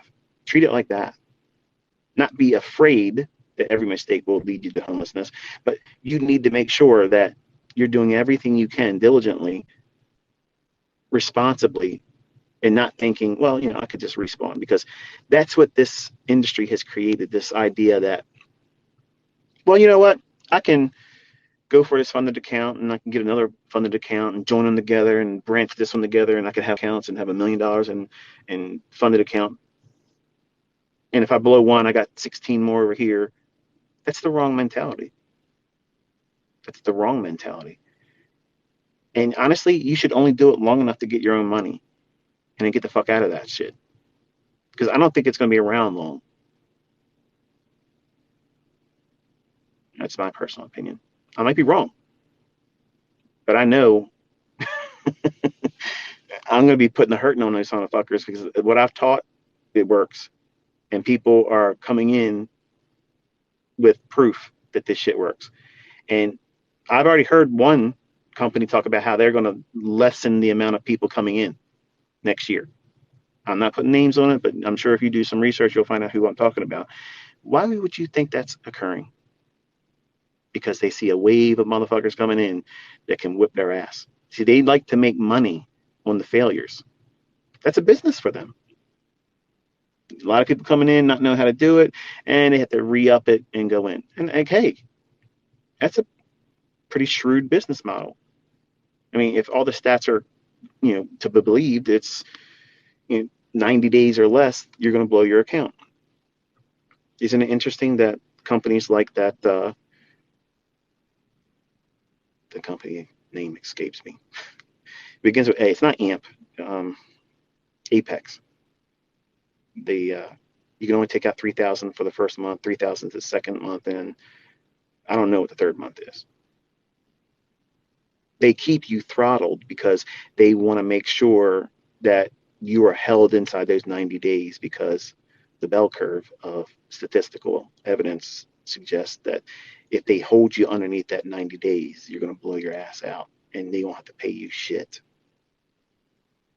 It's a casino, folks. All of this shit is rigged. So now think about that. Not only do you have to beat the casino, the house, the market, You have to beat yourself because you're going to be throwing wrenches into this whole process with your toxic thinking, ass backwards mentality, trying to prove yourself to the world, your spouse and your friends and neighbors like that fucking means anything. And now you're going to go through a funded account process. And trust me, folks, I'm not trying to discourage you, but I'm talking really real with you. If you were my fucking best friend and you came to me and said, look, ICT, no, look, Michael, we've been friends for a long time. We went to school together. I've watched what you've been doing. Okay. I pissed around and I'm finally at the point where I want to do what you do. How do I go about doing it? I would talk to you just like this. I talk just like this when it's things like this. I'm passionate. I'm not going to pull any punches. I don't care if you like the way I said it. I don't care if you agree because I live this shit. But if you think for a moment that you're just going to waltz in here and do these funded account challenges and something different's going to take place, like that somehow changes the landscape for you. You're underneath another umbrella of probabilities of failure. And you need to be aware of that. Now, that's not meant to discourage you, not to make you feel like, oh shit, he just took the wind out of my sails. No, what I'm reminding you of is the rules I gave you, use them. Don't try to make a lot of money. If they say you can only make $3,000, okay. How about just try to go and make $1,500? Stay way under the radar. Don't be in a rush to get the money out. And then the second month, do the same thing. Oh, you can only get 3,000. Well, let me make sure I get my $3,000. No. Beat the whole process by not pushing. That's how you. I think it's $10,000, if I'm not mistaken. Correct me if I'm wrong in the Twitter, but I think if I'm not mistaken, the third month is they can only let you take, or they only let you take $10,000. So what that means is, at best scenario, you could in 3 months take out what's that, $16,000. What happens if you run it up bigger? You can't touch it. Apparently, that's what it is. That's my understanding, and I don't have any experience doing it. But why push harder than you need to? Just make $1,000 to $1,500, and then once you make it, stop. Let them know you're there to fucking get paid, and you're not in a hurry to get the money. That's how you beat the process. That's how you beat the game. That's how you beat them. Don't think I got to push it to the maximum. It'll blow out. And that's what all you young people are out here doing. You're pushing it because the threshold they give you, that's the high end. So that's what you're going to aim for, right? Why? Why are you doing that? All you're doing is it's increasing the likelihood that you're going to blow the account. You're going to do something to blow it out. So that's my word on funded accounts. You guys ask me all the time, what's my thought process on it? That's exactly my thought process on it. Don't try to do the maximum that they allow. That's how you're going to fail. That's what every person does when they go to casino. Think about it. They don't go in there thinking, well, let me make sure I manage my money well. They're going in there getting fucking lit, maybe on drugs, but they're drunk. They're drinking constantly while they're there. Do you think sound, rational thinking is on the forefront of their drunken stupor? No. But when you get these funded accounts, you're drunk. See, I'm not trying to diminish your achievement once you get to that point, because it takes effort to get there. You still have to do something to get there. Now, they might not be the right things that got you there, admittedly. Once you get there, yeah, that's commendable. And I like to encourage that. But once you're there, don't fall victim to the idea that, you might just get lucky.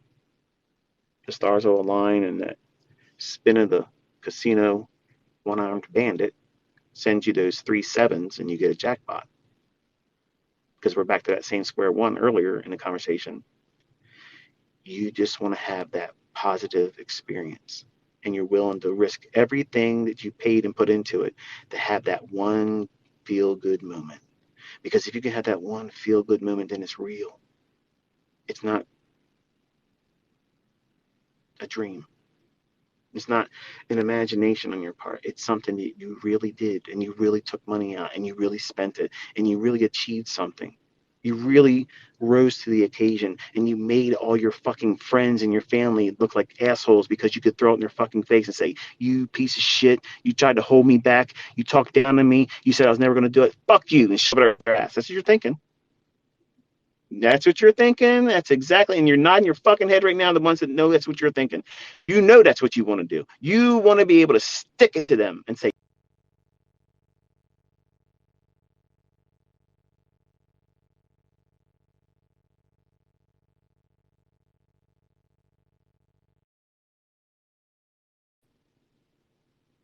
but it's creating such an emotional and psychological attachment to what you're trying to do.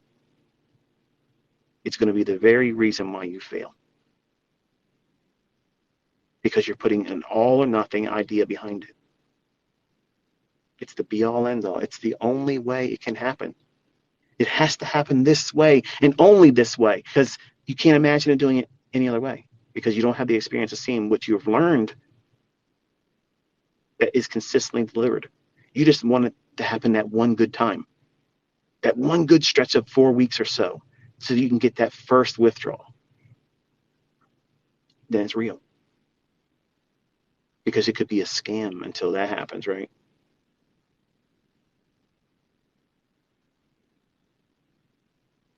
This game is difficult, folks. It's all happening between your ears. In your mind, you think that chart's going to run against you. Well, it's probably not. Or you think it's going to run in your favor. Well, it's probably not. You think it's not going to go anywhere today. It's going to be a consolidation day, and then it tears off. Big range day.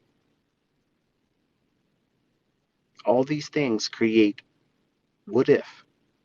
Not what if. What if doesn't make you money. What you do makes or loses money. What's already happened, you can't make money on that. And you can't lose money on that. So don't let that shit make you have a decision that puts you into risk. Because if you're chasing market moves and you go into these funded account challenges or get to the point where you have the funded account access, do not go into that impulsive mindset. You gotta be boring. Low threshold. Aim for $1,000 for the first month. You think that's some figure I just pulled out of my ass for that N series? You use that, like I said, use it for your model. When you get funded, go just try to get that $1,000. Oh, but they'll let me get 3,000. Who gives a fuck? Who gives a shit? The market laid $25,000 in front of me and said, "Hey, you want more?" I could have done more trades. Who said I couldn't have done more trades? Me. Self-discipline. There's not enough of that talked and taught, because there's not enough profitable fucking people in the world that's trying to teach. That's why. You have to have discipline. You have to have rules that say engaging. And guess what else you have to have? Rules where it tells you you're disengaging. You're not going to do something anymore. And that's not weakness, backpedaling. That's not retreating. That is, we beat your ass. We're going home to celebrate. And we're going to come back again tomorrow and take some more. That's war. It's not retreat. You're just taking the troops home. Some rest, food, get your mind in the right place, get back out there and battle it again. You're dictating the pace of this war. But some of you are defeating yourself before you even get out there. And you think that these funded accounts are going to be your secret fucking weapon. Like that's the silver bullet. That's the thing, man. That is the thing. This is the thing that got me over that hump. and you lose track of everything that you've been trained to do, and you do something stupid, and you lose all self-control. You make a simple mistake, and you want to try to fix it real quick. Oh, I keep going like this. Take the loss, stop, and come back the next day. They have thresholds on there you have to meet, and some of them are pretty difficult for a new trader. So if you lessen what is you're trying and try to just aim for $250 a week, make that $1,000, and then stop. Get beyond that first 3 months, and then all those limitations. My understanding, and I may be incorrect. I don't have a whole lot of insight about them, but what little knowledge I do know I have, is that they don't let you have the access to what you could potentially earn. So don't push too hard. Don't make it an Olympic feat. Olympic challenge is not an Olympic event for you to try to get the $3,000 the first month, the $3,000 the second month, and the $10,000 on the third month, and then wait to be able to take it all out. Don't do. What prevents you from just aiming for the $1,000 and just taking that out and being thankful to, hey, $1,000, and I didn't have to work hard for that. How hard do you have to work to get that $1,000 right now without trading? What do you have to sell? Your app, something in your house, all your possessions. You got to get a second or third job to make that $1,000 extra a month. Contrast that with doing such a small task, $250 a week, and don't let anybody tell you, oh, it's not even worth doing. Oh, it's worth doing. You're trying to tell me if you walked out your house and you found an envelope on your front step every fucking morning with $50 Monday through Friday, at the end of the week, you got $250, and you come out there the next week, it's the same show, and it's went on for 4 weeks, and all of a sudden, that $1,000 that you now have, you're saying that if it didn't happen the next month, you wouldn't miss it? Bullshit.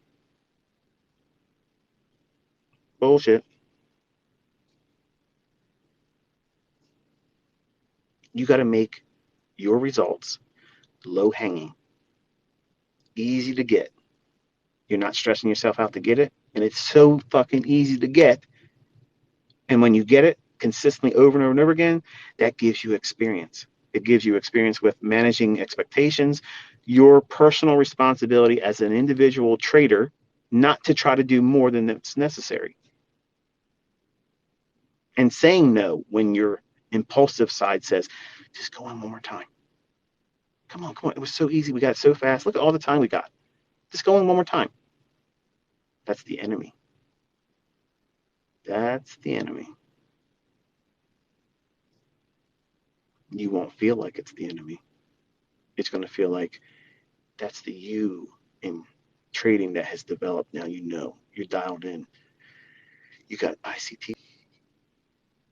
And then when you get in there, you lose what you made and more. And now that hurts. And you try to fix it right away. And you got to say, no, loss, I'll come back tomorrow. That's how you do it. There's nothing wrong.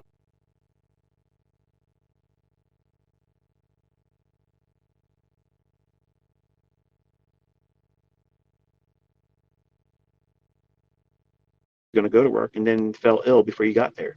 Or maybe you got there and you had leave to come home. You couldn't fulfill your obligations as an employee.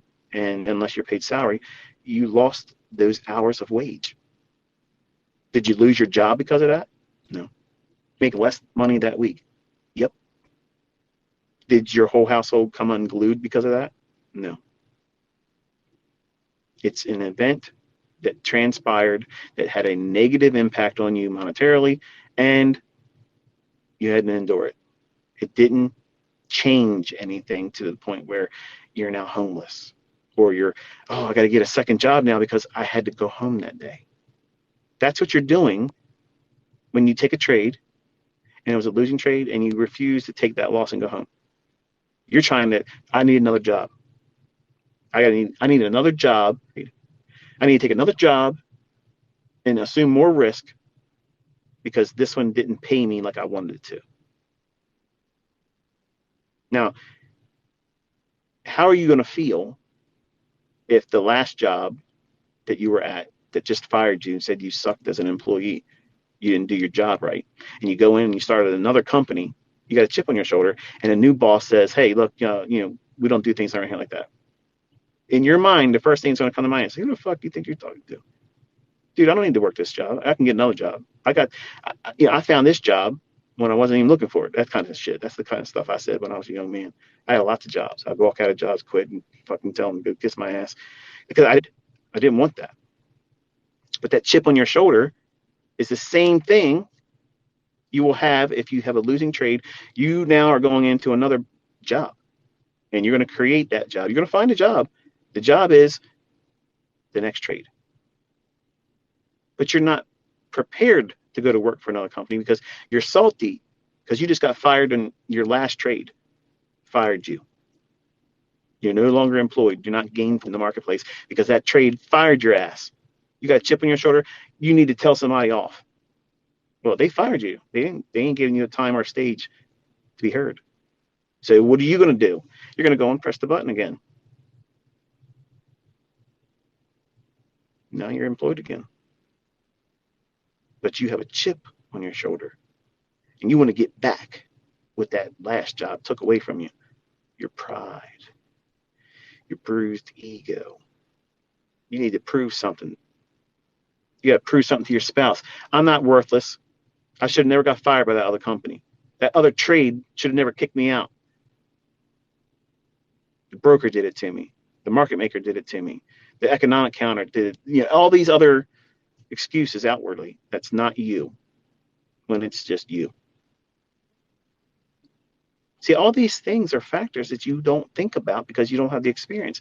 And if you don't have them in the forefront of your mind and you even try to do these funded account challenges, that ticking clock, that makes you want to do things that you don't need to do. Slow down. Don't try to aim so high and give yourself a real chance. And what happens if you aim for the $1,000 and you only make $500? That's your money. Don't leave it in there. Take it out. If they give you the opportunity to take it out, take it out. That reward for your time and effort, that's going to mean a lot. And it'll be an encouragement for you to have it in your journal that I took a withdrawal, $500. Look at this. This is like, I really did that. And I have a lot of students where $500 is a lot of money. And I apologize. Sometimes you hear me talk about money and it may feel like I'm talking down to you. I'm not talking down to you, folks. I'm just reminding you that you're learning something that doesn't have a limit to what you can do with it.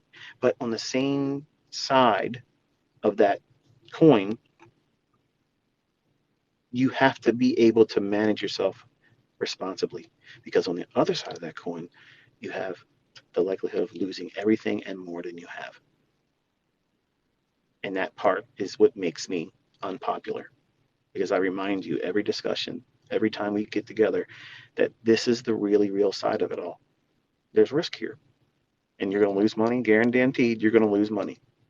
But losing money is not losing your trading career. That's just a transaction or a series of transactions, just like losing hourly wages from being sick, car breaking down, flat tire. All that shit is an expense.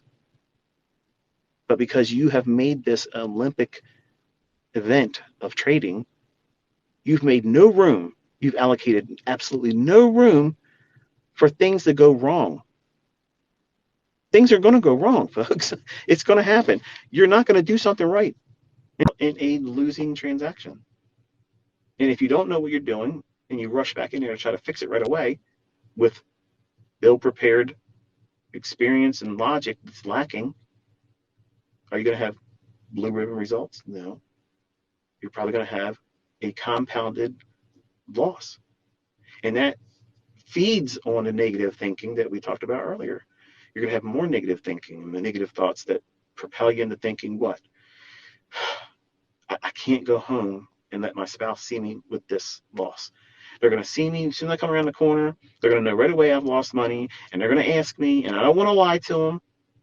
I don't want to have to say I lost money because they're going to give me that look. I fucking knew you were going to lose. I told you this was going to end up losing money. We can't afford to lose money. Now, contrast that with if you're going to have your spouse involved in this or aware of what you're doing, you sit down and these are the things I'm going to do. If I lose money on this first trade or a trade and it's this much, I stop trading for that day. Now, contrast that and you exercise that responsibility and you lose in trade and you leave your trading area, you walk and join back to your family and your spouse sees you and you say, I had a losing trade today. Oh, okay.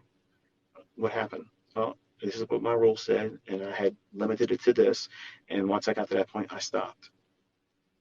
Now, doesn't that disarm any rethink? Okay, you're reckless. Exactly. It's exactly what it does. You have to be able to present yourself not only to yourself in the mirror every day and say, okay, I'm not reckless. I'm not going out here and doing things on a whim. I'm being responsible with my time. I'm being responsible with this money, and I'm sticking to the rules. And if I incur a loss, I'm following the rules that help me mitigate loss and risk. So that way I don't blow the account. That way I don't fill myself up with toxic thinking and I don't stress my spouse out because I'm telling you, whether you like it or not, if your spouse knows that you're trading, you have now made this a team effort. And it never is easy when it's like that. Never. Now, am I saying hide things from your spouse? I didn't say that. But the Bible does say, don't let your left hand know what your right hand's doing. So you can take that how you want to interpret it. I just look at it this way. If I would have done that and said nothing about what I was doing, admittedly, I probably wouldn't have my oldest son, Cody, because the lady I got involved with would have never been in a position to want to be with me for the reasons that she wanted to be with me. And I'll just say that. Okay. I wouldn't have got into trouble with my personal life with a particular woman had I kept my mouth shut and not let my friends know everything I made and what I was doing. Now, my present wife, obviously, in the beginning, she didn't know everything. And it wasn't until, years ago that she understood more about who I am, what I'm able to do, and even what we have. If I can go back in time and do things differently, I wouldn't have said anything. And now I'll let you judge me on that. I don't give a fuck. Okay. But I would have liked to never really been open or candid about any of it. And that's how I teach my kids. I tell them all the time. And my wife does not agree with this mindset. And I know I've said this many times in this conversation that we're going to close it, but I'm going to say this and I'm not actually going to close it because I know she's going to be disappointed when I go in the house. And you told me it was going to be this long and now you've been out here for 2 hours. But I tell my children that you don't owe anybody an explanation as to what you have or what you earn, period. Being married, okay? Now I'm going to say this is really going to really cause division, but again, this is my personal opinion, and I'm entitled to it. And you can be argumentative, and you can say, I don't agree with that. And that's fine. We can agree that we don't agree. That's fine. But I'm telling my sons and my daughter that what they earn, what they have in their bank accounts is nobody's fucking business. Especially in this world today where people are motivated. They will tell you and marry you and have children with you under the guise that they love you. They want to be with you. When they're willing to put their body through conception, childbirth, marriage, just to get in a situation where they can fleece you. And then you're devastated financially, emotionally. And now you have a broken household. All because one individual is motivated by money. When you might be motivated to be profitable as an investor, you're not motivated to live a life that would potentially wreck someone else's family or your own family. So I tell all of my children, your money is nobody's fucking business. period. When you get married, should you decide to go that route, your spouse, it does not entitle them to know what you have. When you die, then they'll know. Leave it to them, and there it is, and surprise them with how much you got. But you don't tell anybody what you have, because then guess what? If they're with you, they want to be with you because they want to be with you, not because you have the ability to pay for things that the average person can't. And I know that there's going to be people that hear this and say, "This is wow, I wouldn't have expected that from ICT. I mean, I thought he was this and that." I'm telling you from personal experience. And look around, folks. This world is so fucked up and corrupt. Do you honestly believe? Look at these young guys, okay? This, I'm looking at the clock. I got 3 minutes to get this done. Look at these young guys out there with their cars on Instagram, YouTube, and such, and they're flashing everything. I got this, I got that. Look at me, I got this chain, I got these watches, and I got these cars, and I traded this car and got this car, and I got that car, and I'm wearing these types of shoes and these clothes. Look at me, look at all the attention on me. Be honest, folks. What type of individual are they attracting? Do you think anybody's looking at that and saying, you know what, this is a really upstanding young man? He's well put together, well mannered. He's not a show off. And he's probably someone that's going to be very trustworthy when I'm not around. He's not trying to be influential to other people to get more attention, and he's not going to do anything that would draw more attention to himself. So I wouldn't have to worry about anything when I'm not around him. Do you think people are looking at these young guys like that? No. But there are girls out there thinking, man, all it takes is one good weekend, and I got my ass a meal ticket. Because, folks, whether you like this shit or not, or believe it, that's exactly what happened to me. That's exactly what happened to me. And I didn't even see it coming. I got rolled. ICT got fucking, okay? As to what happened, and I don't give a shit who believes it, okay? But in 1995, ICT got rolled. And my whole life changed because of that.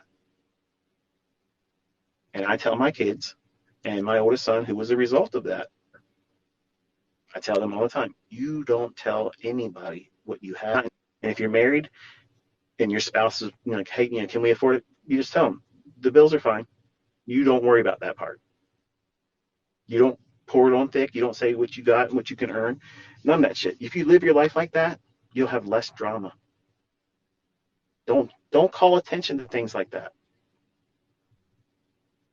Because you can afford Lamborghinis doesn't mean you should have a whole row of them out front of your house. What's that advertising? Well, if I was a con artist, okay, let me tell you what I would do. I would go down to Miami in Florida, and I would drive my car in front of one of these other cars, that these YouTuber guys, these Instagrammers, and I would brake check them, let them rear end me, and I'd sue them. That's what a con artist would do. There you go. That's a con artist. That's a con artist mentality. Okay, they're broadcasting.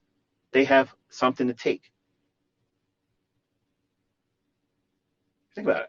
I have 2 Corvettes. Yeah, that I rarely ever drive. And some of you asked that. Can you see? I know why you're asking, because you think I flipped them. Because the guy down in Texas says I flipped Corvettes, and white ones are the most popular ones, and yada yada yada. It's the same fucking Corvettes that I'm not trading in. They're my babies, and I'm not getting rid of them. But I don't go around doing those types of things because it draws special attention.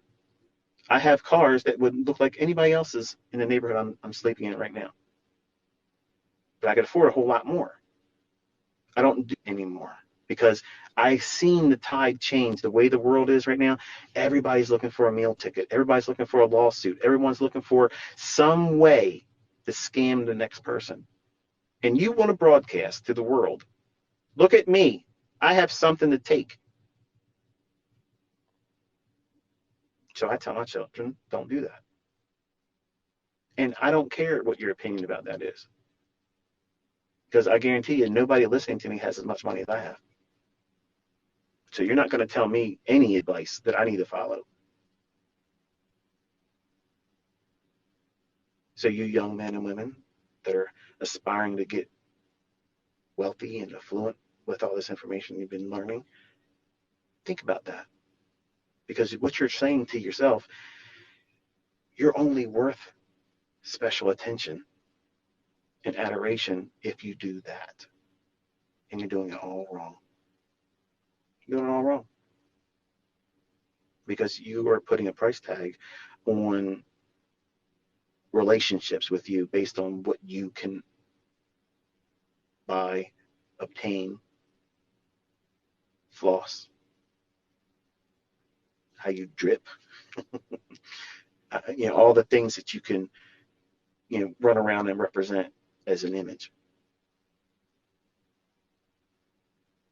That one guy that I met,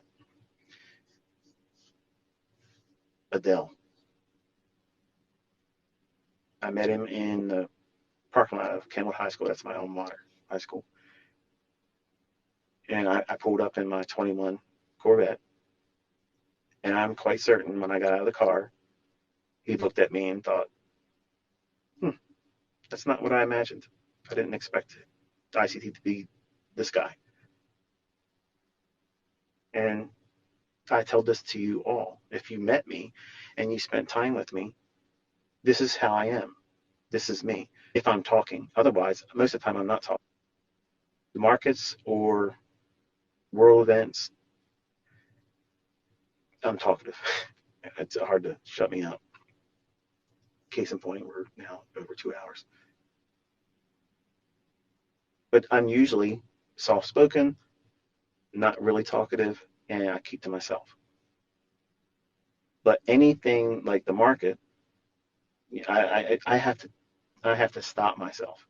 I have to make a point to or something, like my wife or my kids interrupting me saying, okay, look, this has got to, take your attention away.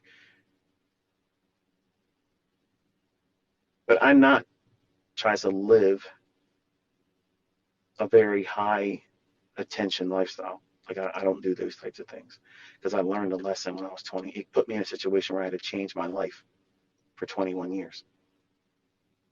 So it scarred me. It caused me to not necessarily really appreciate my life as much as I would have had I not made that decision, to be with someone who I thought was single, who I thought was, someone else. And it was being represented to me that relationship was something that it wasn't. And then becoming a father to a child with that woman, because of the things that I did and things I said and the way I acted and the things I flaunted, it brought the attention that you want everybody to look up to you and say, wow, they're successful. Wow, look how many people follow them. Everybody's got a high opinion of that person because of this, that, and the other thing. I made a name for myself with a demo account and proving things that repeat over and over again with boring videos, no glamour, no glitz, none of that stuff. Just the stuff that works. It's never been about image. And when I talk to you, I try to return back to that idea because I know my kids are listening to these types of things because they're on the internet. My older kids listen to these things, and I'm not proud of some of the things and how I talk because they know when I get wound up, I'll use the colorful words. But I'm capable of having a conversation without using them. But I'm passionate about some of the things, and when I get amped, and then I go reaching for the blue-collar words. And then that's the parts that I wish I wouldn't have had in these conversations. I wish I could my tongue. I wish I could control myself and be able to articulate these things without having to go for those words. But my subconscious says you'll appreciate the intensity of what I said if I speak to you in a language that we can all agree on is more impactful. And words are words. Okay, and the word fuck. Some of you never heard me say that because in the YouTubes, I don't ever say those types of words. But in stuff, I'm going to say that because I'm going to reach to something that is, well, I have a strong conviction about. And I'm going to reach for something because I'm conveying in the easiest manner with the vocabulary words that I'm choosing to either show excitement, disdain, rage, or happiness, elation, or laughing about it and just saying, this is fucking crazy or this is funny or whatever. That word may be viewed in some of you as the audience, oh, it's too vulgar. I wish he wouldn't do that. That word is just a 4-letter word. It means absolutely nothing. I didn't fornicate with anybody. I didn't call you a fucker. I'm reaching to a word so that way you understand I'm trying to put an exclamation behind it. And when I'm talking about things that are not leaning on that type of vocabulary, it doesn't diminish the things I'm talking about. It just means that at the moment, I feel like I should have your attention without needing to do that. But other times, I'll reach to those words where I really want you to pay attention, really pay attention to this and reflect on it. And are you making these decisions with these thought processes in mind? And if you are, I'm challenging you to think about why you're doing that. Because most of you aren't really here to make money for the money side, the money side of it. You want to have attention. You want to feel heard. You want to feel appreciated by other people, and you think that that's self-worth, and that's not. That's fake. And I learned that the hard way. My father, he's in Jessup, Maryland. Inmate number 155634, Maryland House of Corrections. Michael Joe Howington, convicted of murder. He was a contract murderer. Hitman, the real thing, absolutely real deal. Google it, look him up. There it is.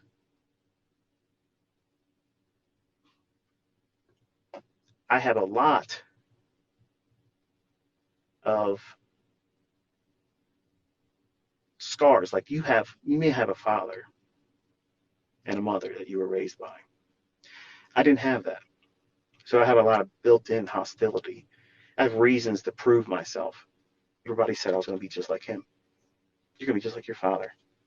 Fuck, I am. I have an anger issue sometimes.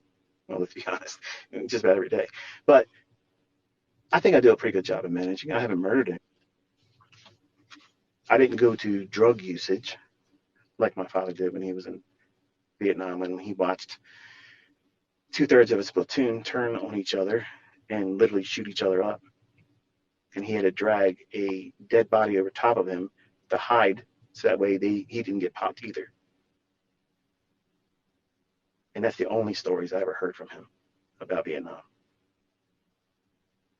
Because when I would ask him, his eyes would gloss over and he would stop talking. And I just thought that, well, he didn't go through anything and he's just embarrassed.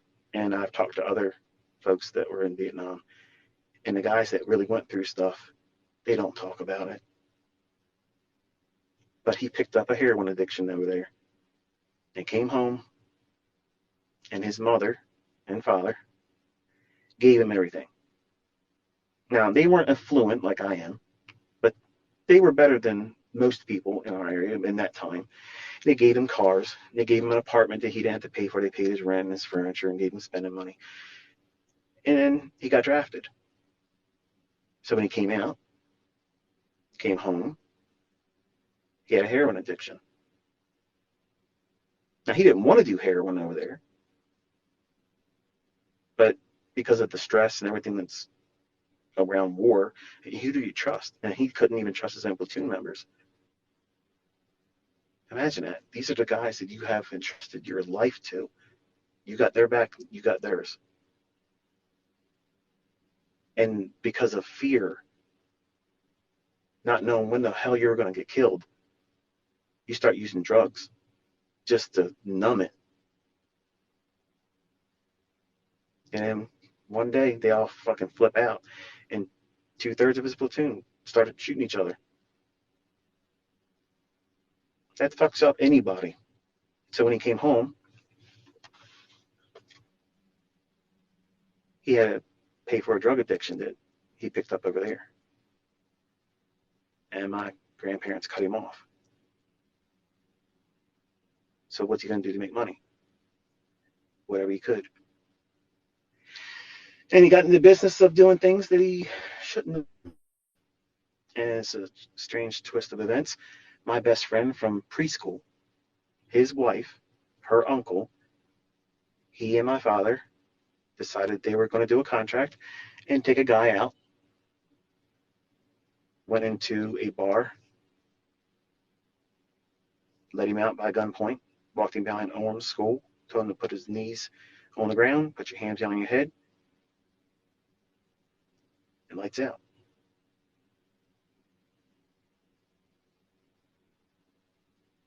And my father's ex-wife was the one that turned him in for the ransom.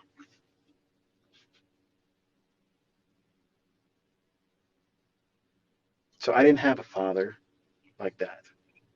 I had a guy I never remembered seeing until I was 7 years old, going to Maryland House of Corrections and the penitentiary downtown in Baltimore. I had a lot of lies told to me saying, hey, son, we're going to go fishing. We're going to do all those things that kids do with their dad. They were all lies. So I grew up as a young man with a lot of hostility and animosity and a chip on my shoulder, shit to prove. Everybody in my family said I was going to be just like him.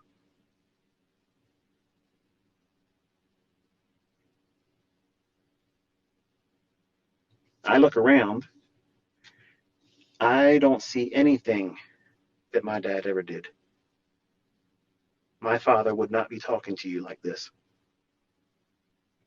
My father would not have poured out thousands of hours for nothing. My father wouldn't give two fucks about you. My father wouldn't care if you needed anything. If you were in lack, he wouldn't care. So I'm not nothing like my father. And my mother didn't want me. The only reason why I was here and talking to you is because that same man threatened to kill my own mother and cut her throat if she was going to have an abortion, because she had just had an abortion before finding out she was pregnant with me by another man. So I grew up with this idea that I wasn't supposed to be here. And in a lot of ways, most of my childhood was me building this idea in my head that I got to become something that's going to make them regret how they neglected me. And that's what wired me to be who I am. And the only people that really mattered to me were my grandparents, because they instilled in me the only things that are wholesome and good. Strict Navy man, took no shit. Yes, sir. Don't sleep in on the weekends. Get up, help me move these picnic tables around.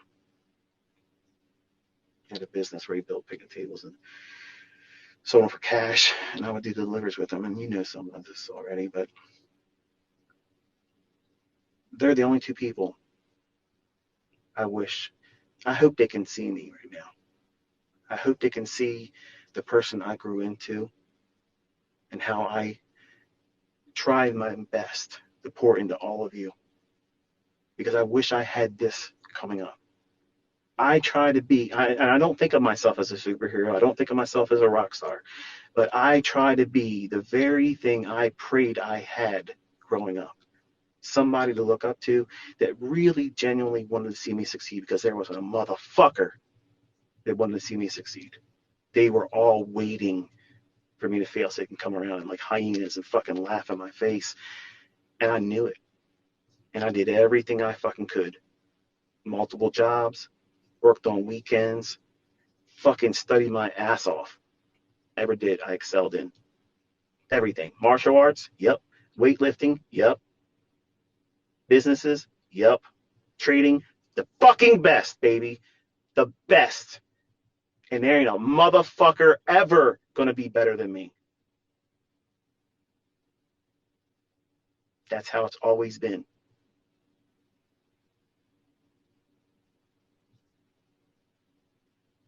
But what pushed me here was the fact that there was nobody, not one motherfucker said, you can do that. Everybody said I was going to fail. Every single person said I was going to fail. Well, being the person that I am, all these things that would otherwise be handicaps in other people's eyes, mental illness, I used them as strengths. I have obsessive compulsive disorder. Okay, I'm going to put myself in fucking charts until I figure this shit the fuck out. Nothing else matters but this. And yes, I was willing to let relationships, family, everything fail around me until I got this. First marriage, failed. My children, I was not the best father.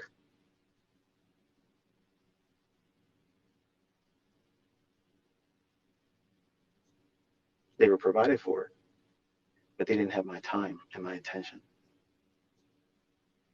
They'd be talking to me about what they're excited about. And I'm looking at charts, nodding my head like I heard what they said. I didn't hear a fucking thing my children said to me. I was a terrible dad. Terrible.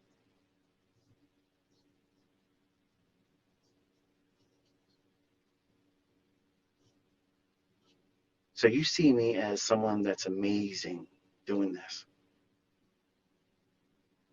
But none of you would have paid what I paid to get it. And I'm not proud of it. So because of all that guilt and shame, I live my life like this, and I've been doing this since 2010, where I literally come out here and just do it because I think it should be done. And I wish people wouldn't have sold my shit and gave me a case of the ass in 2016, because I would have loved to be able to say, I never went out and sold. I never did this. I never did that. But guess what, folks? I'm the biggest I've ever been right now. Right now, the biggest I've ever been. And I could sell millions, and I don't want to, and I don't need it. And that's the biggest testimony anybody could ever have for not needing to do it. But some of you young men want to do the very things that I fell victim to, that fucked up everything for the first half of my life. And I didn't see it coming, and you don't see it coming. The things you're trying to do for image, attract all the wrong type of people into your life, you don't want that. You think you need it and want it right now, like that's going to matter to you. Anybody that comes into your life with that type of shit, because of things you have, they're superficial. They don't genuinely love you. They don't fucking think that you're a cool fucking friend. They're just around you because you have something they can't obtain on their own. And maybe you'll let them drive your cars, sleep in the fucking house and pretend like you're your best buds, and maybe some of your attention will cause them to have an image and they can grow. Look at all these guys. Look at these young guys.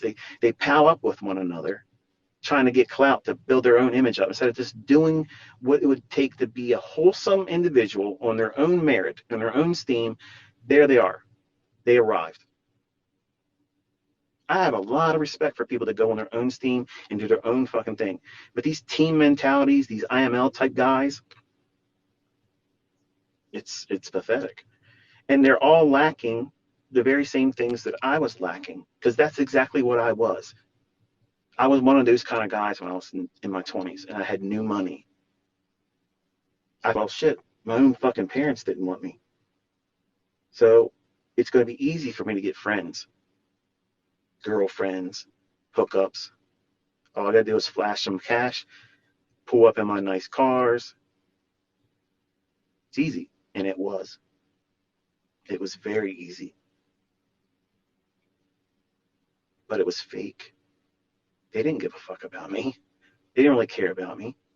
They just wanted to see what they can get from me. Gucci bracelets and watches, Rolexes. I used to shit on everybody to one of my friends. So yeah, if I asked you to get me a Rolex, would you get me one? Yeah. No way. Yep. Let's go. Boom. Done it. On a dare. The woman I had my oldest son with. Dared we wouldn't go on an airplane to a destination she just named off the top of her head. Hawaii. And Hawaii didn't work out. Couldn't get a flight that next morning. Bermuda, we did. And we were in Bermuda the next day at 11 a.m. No, that's not a big deal. Okay, it's not. But that's the kind of shit I did. Because I wanted to prove to everybody. Prove. Because that transaction gave me the response of validation. Hey, it's real. Because I proved it. Look at this. So I've given you all the proof that's necessary. I've given you all the tools to do what I do, show you what I've done, proved it. Students are doing it. Some of them are doing better than others. And there are some that are failing. And that's the reality of it all. You're not all going to succeed, but I believe all of you are capable of succeeding. Do you have what it takes to do this? I don't know. I don't know what you're contending with. Just like I had so many things I was contending with. I had a lot of things that would have been viewed as obstacles or barriers. And I had to find a way to turn that stuff into an advantage for me. And I used to sit in my room with books piled up all around my fucking ass. And I would have the Rocky theme, where he's training and he's doing all this montage bullshit. As a young man, I used to do that shit, and you young guys are probably laughing your ass off. Yeah, I do the same shit. I play these certain songs, and I'm playing Eminem. I'm up here and I'm doing all the bullshit. Look, I get it. You got to do whatever you got to do to get yourself motivated. I had to dig into some fucking dark shit to keep me motivated, because everywhere around me was broke ass motherfuckers that had a toxic view on life, themselves, and everyone else. And here I am trying to come to the point where I'm not working. Like, I'm not working for these fucking people that literally are not better than me. Just because you went to fucking Harvard, just because you went to fucking Yale, and you done this and you done that, and your parents paid for this, or your fucking athletic ability put you through school on a scholarship, and now you're in a position of management over top of me, you think that fucking makes you better than me? Who the fuck are you, dude? You wasted time in school. Fuck off. You're going to stay here. You need that paycheck. The fuck if I need it. I'm making my own paycheck. They're all still fucking working, all hoping they get their fucking vacation approved. Fuck you. I'm on vacation 24 fucking 7. If I want to go on a vacation and go tomorrow, right now, I can fucking pack my shit and go. There isn't a man or woman saying, hey, you got to go to work tomorrow. That's what motivated me. Fuck working. I am not fucking lazy. You all can see I'm not lazy. There ain't a motherfucker out there in this industry putting out more than I put out. I am a over fucking workaholic. I will fuck everybody to death. This was going to be a short fucking lecture, a short little discussion. Remember that? Because I give a fuck. I give a fuck. I care. I want you to succeed. You have taken the time to sit down and you are giving an ear to the things I'm saying. I have what works. I have that thing that everybody fucking wants, and I'm laying it in your hands. All I want you to do is do the right things with it. That's all. Be mindful where you received it from. That's it. But I said earlier, I got off on a tangent.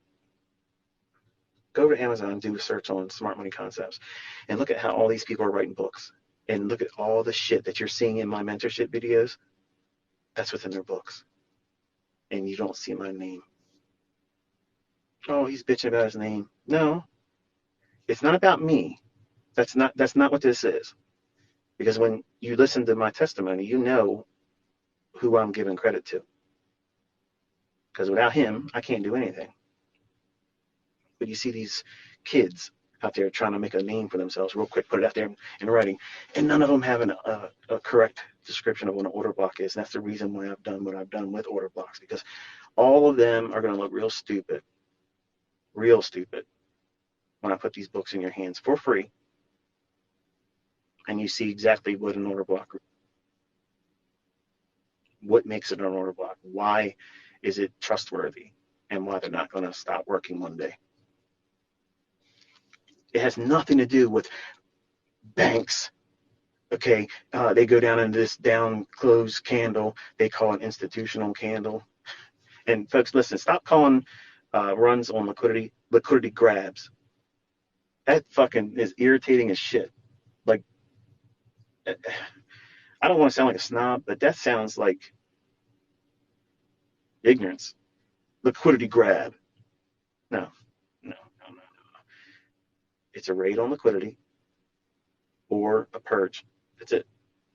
You can sweep that liquidity, or when it engages it, it just uses it as a speed bump. But these guys out there literally have taken everything in that mentorship stuff that you're getting in the core content lessons. That's why I've done it. It's for the people that have sent me emails in my group that are paid. But you lost a lot of my respect. I love you as a mentor, but you really fell down a lot of notches in my view of you as a person. Okay, I'll be fine with that. Now go over to Amazon and look at what they've been doing with what you paid for. That's why I'm doing it for free. Because those same lessons that's in my private group knows not it. You had the experience of sitting with me every single day, telling you where the market was going to go. Using those concepts, you could do what anybody would want to learn how to do. But they've bastardized it and prostituted it and put it out there and tried to make it like they created it. But none of these kids can do what you see me doing. And that's why I came back to Twitter, to shut the mouths of all the bullshit artists out there. So you're welcome to say whatever you want to say. You know, you're an asshole, you're a prick, you're arrogant, whatever. I don't care. I had loose ends, and I came back to Twitter to make sure I tied them all up. And it's funny.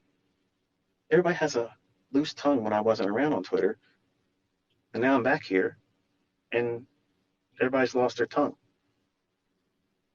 Their Velcro balls dropped off. I could trade better than so-and-so. Really? I'm coming out here daily. Wouldn't you want to have a mentor that does this? Now, you might not like the delivery, the tact that I use or don't use, but that's just not me. I don't like to be refined 24/7. It's impossible for me. I go off the rails sometimes. And given enough time,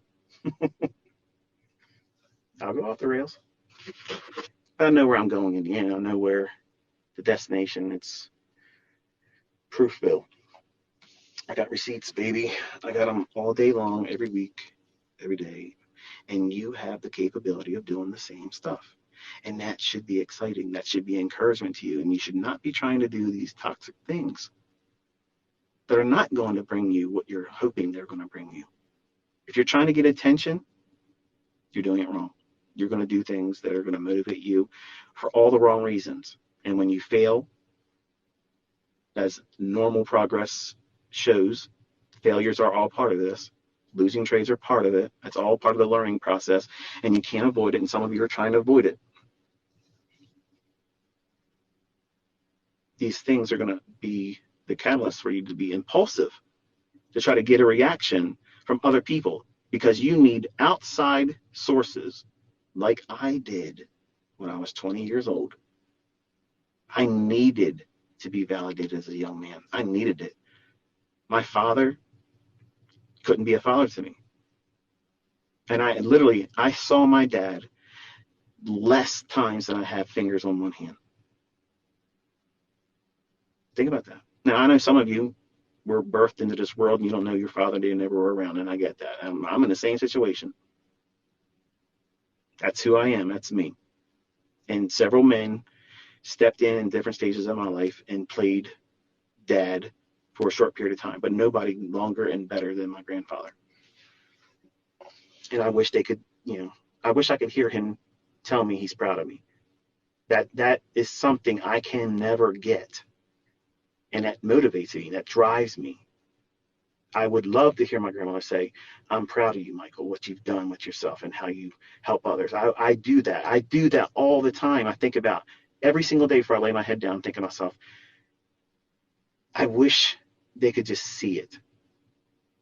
And that I didn't amount to the pieces of shit that every one of my family said, because that's what they were all stuck in, that mindset of just going to work, get a mortgage if you were lucky. Not all of my family members have homes. They some of them are renting places. Like my own mother, who didn't want anything to do with me. She and something. And thank your mother, like, hey, look, I think you're going to do well. Keep pushing. None of that shit happened. None of that. None of that happened. When I talk to you, remember, most of what I'm saying, in my mind, I have my children. So my audience right now has been my sons and my daughter. But because I feel passionate and I mean it from my heart, and you're hearing this, it feels like I'm talking right to you. And that's what makes me as a mentor a little bit different, because I'm not blowing smoke up your ass. I'm not using rented MT4 servers. I'm not talking about things that happened that I didn't push a button in. I didn't pretend about a story or a backstory or an origin of some kind of horseshit. I live this stuff. The things I tell you, they're real. The people that were in my life, real. Where I came from, where I learned these things, real. The experiences and the testimony I gave that some jerk down in Texas claims to be a Christian, but makes mockery of. And I have no shame in a tearful testimony that's real. I'm a human being. I'm real. I'm not AI. I have feelings. I have a temper. I have limits to my patience. And I had to endure a lot of things that I know most of you wouldn't have done. And if I wouldn't have been plagued with OCD and bipolarism, all these things that, are very hard to manage every day. Like, it's very difficult being who I am. It's hard it feels like there's 1,000 things in my head fighting to be the first in line all the time. And I can't do a good job all the time consistently in managing which one gets to be in the front row right now. And if you don't know what that means or don't understand what that means, just think about when I'm talking to you like this one. I'm all over the place. I can come back to a conversation that I started 25, 30 minutes ago, an hour ago, and come right back to it like I didn't pause from it. And it's very hard to learn from someone like that. I'm aware of it. I'm aware that I'm not an ideal mentor because of that. So I try to encourage you to do things a specific manner in studying under me, because I'm aware that I'm not the best mentor in that regard. I have a lot of limitations.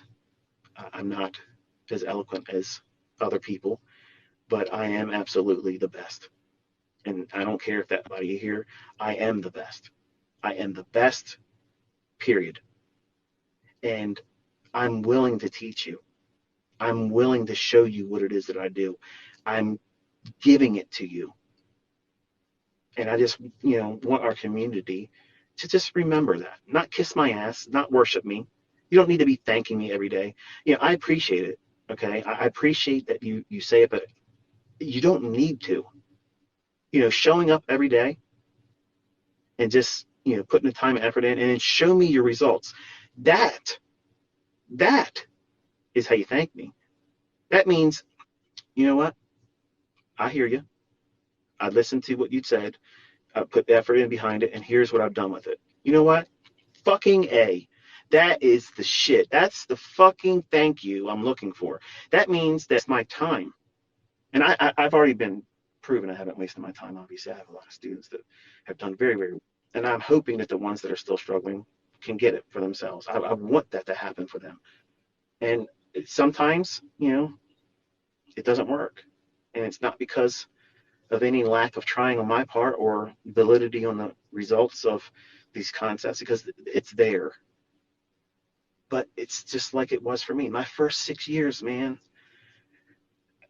it was hard because it was me in the way.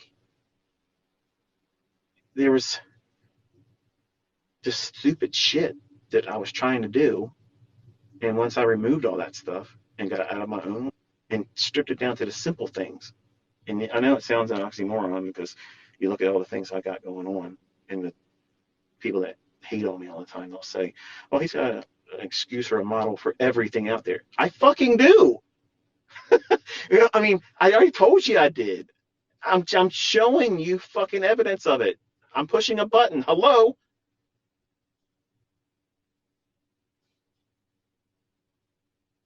And I didn't come to you and say I am trading. Just look at my YouTube channel. There's lots of different things you can do. You have all these other educators out there, and I'm quite certain there are some educators out there that make money, not just selling, but trading. But they're not going to be as precise as what you see me doing. And that's just the way it is. Okay.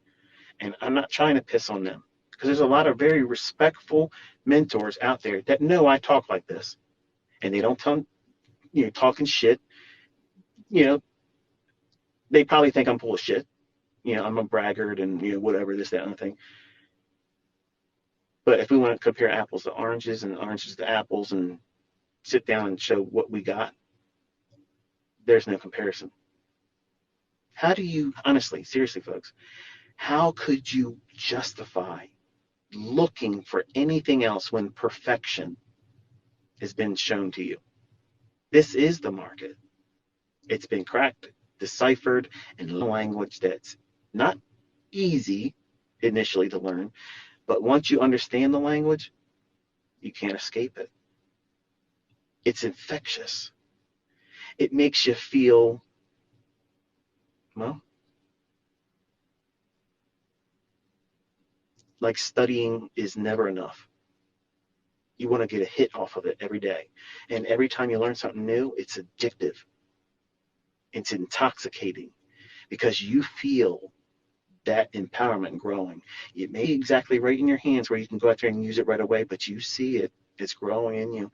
It's growing in your understanding. It's growing in your awareness of it. You're seeing it in price. And it's an encouragement. And that's all part of this process. And I had to go through that by myself. See, my uncle didn't like the fact that I was making money. See, he made money with luck. One flash pan move in the sugar market in the 80s. And he bought his condominium, and then he couldn't afford to keep the condominium because he couldn't trade. He had one hit wonder.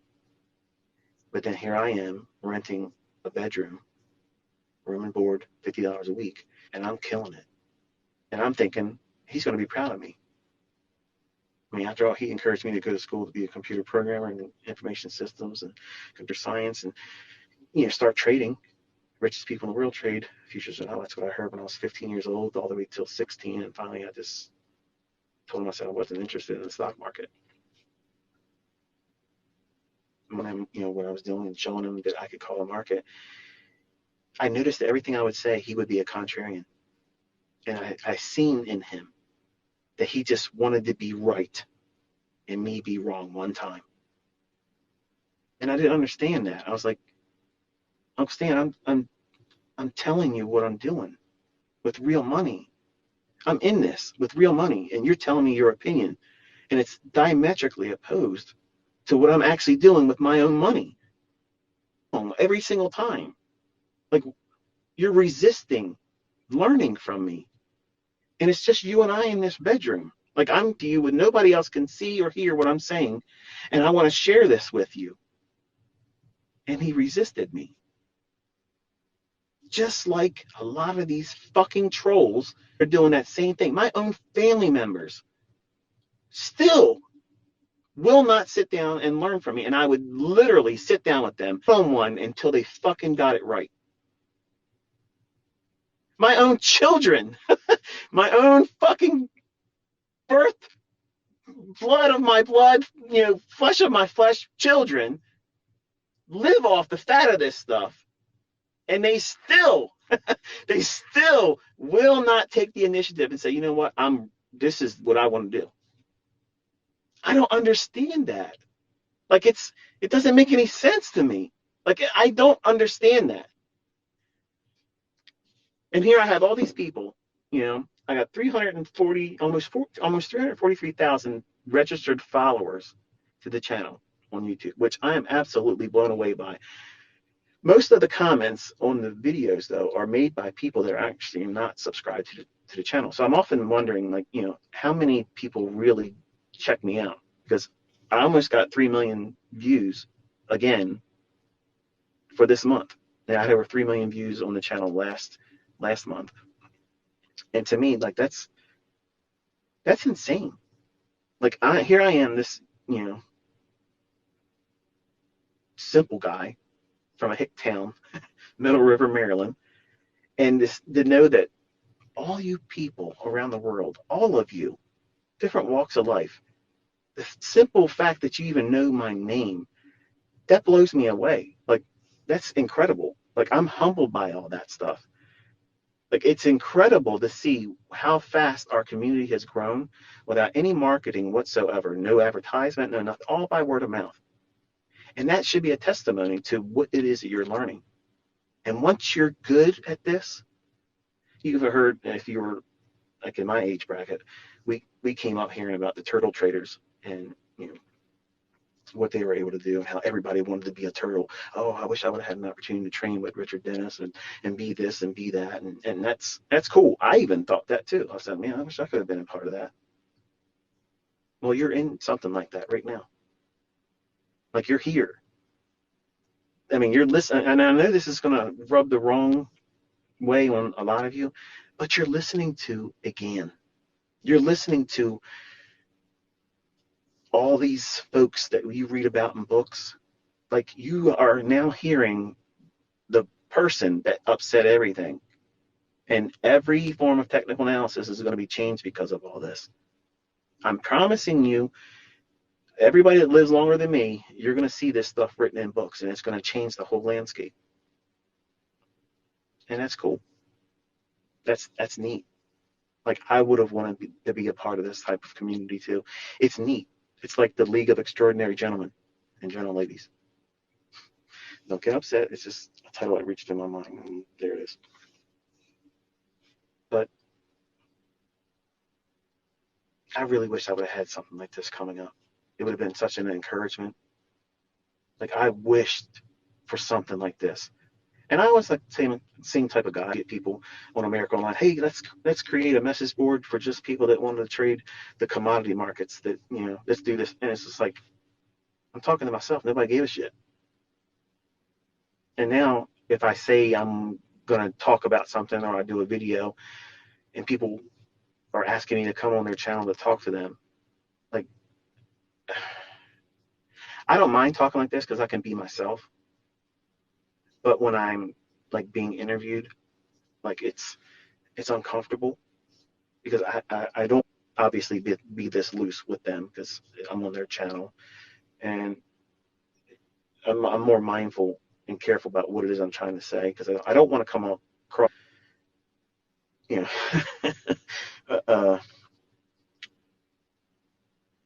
uneducated and vulgar, which many times I come across like in these rants and things. But I'm real. I'm not trying to be something I'm not.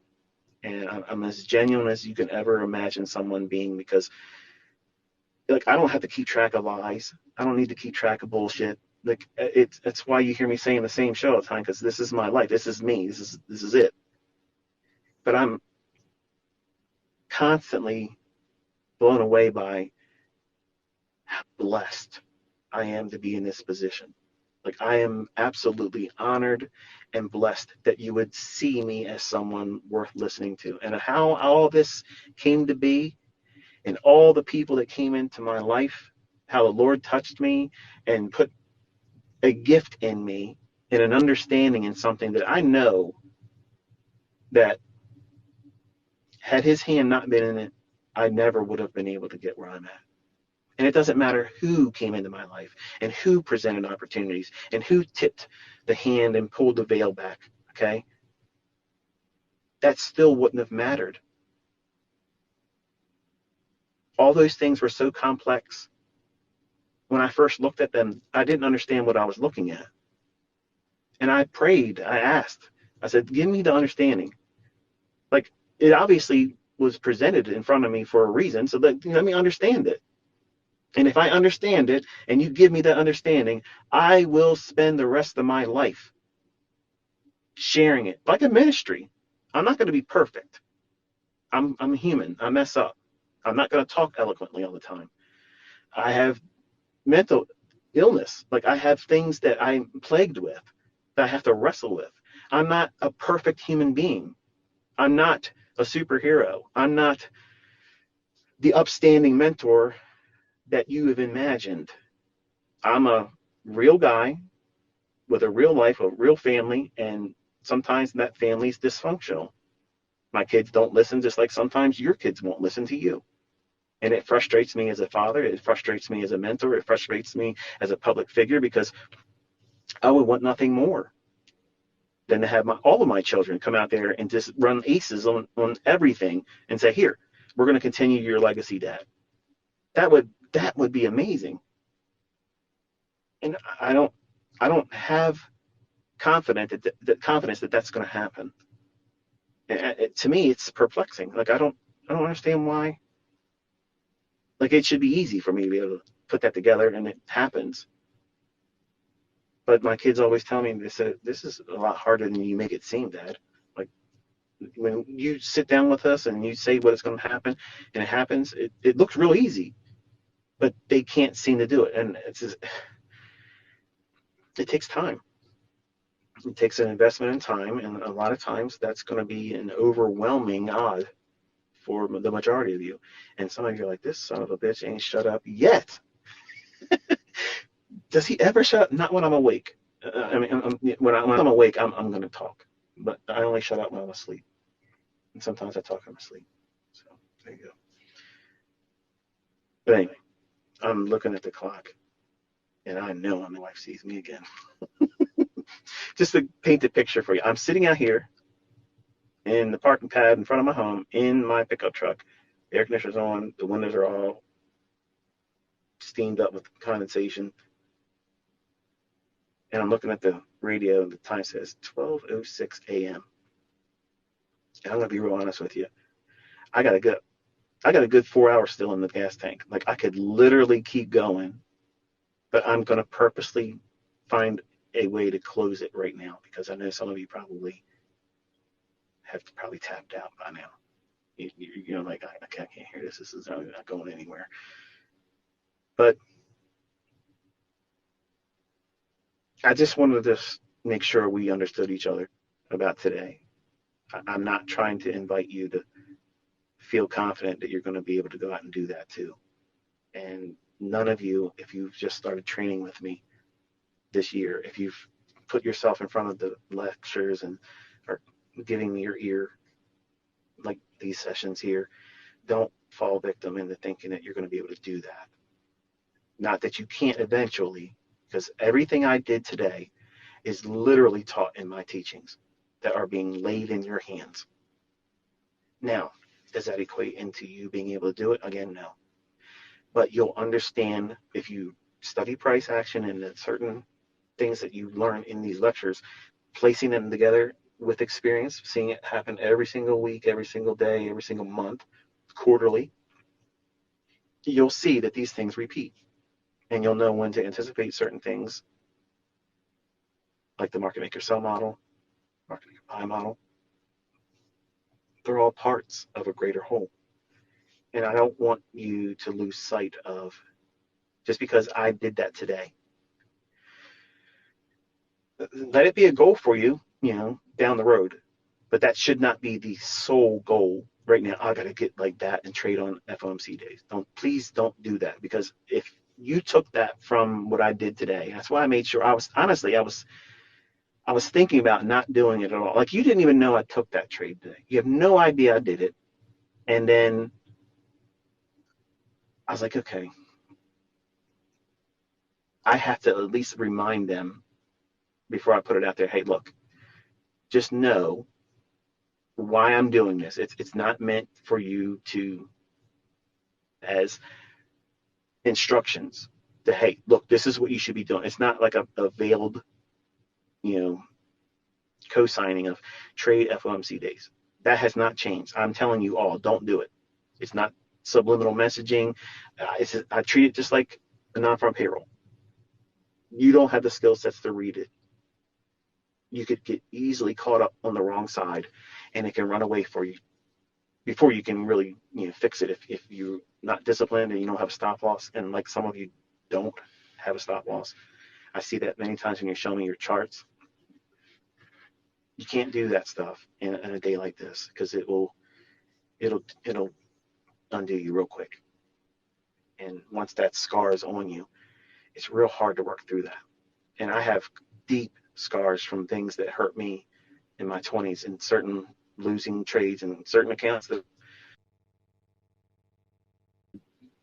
roasted it. I still feel that today. And I'm 50, 3 decades ago. Well, not really, wasn't 3 decades, but 26 years ago, I can feel that all over again. Just, I don't need to look at the journal entries to relive. And you don't want those kind of war scars, because they hinder you. I'd love to know how much better I would be if I wouldn't have put myself through all the toxic shit that I did. Like, I endured stupid shit that I put on myself, thinking, oh, I figured it out, when I really didn't figure it out yet. And I was so eager to be better than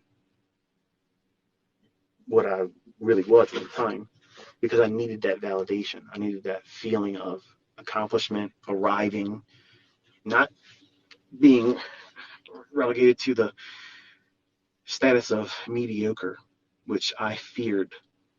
I had anxiety about being mediocre.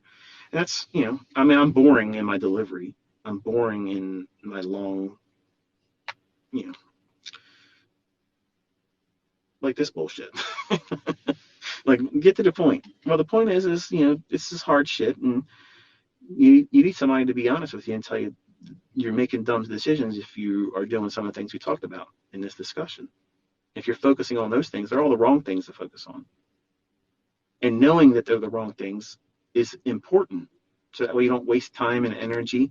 And listening to a couple hours long of an old guy listening to how he fucked himself all up and held himself back, and telling you, in all honesty, if I wouldn't have done these things to myself, how much better am I as a trader if I would have done less of that dumb shit? Like, I didn't have anybody telling me I was off course. I didn't have anybody saying, dude, you're doing some stupid shit here. It felt right at the time. Just like it probably feels right for you when you put your fucking over leveraged trade on without a stop loss, because, hey, you got away with it the last 2 times, so let's try to do it on FOMC.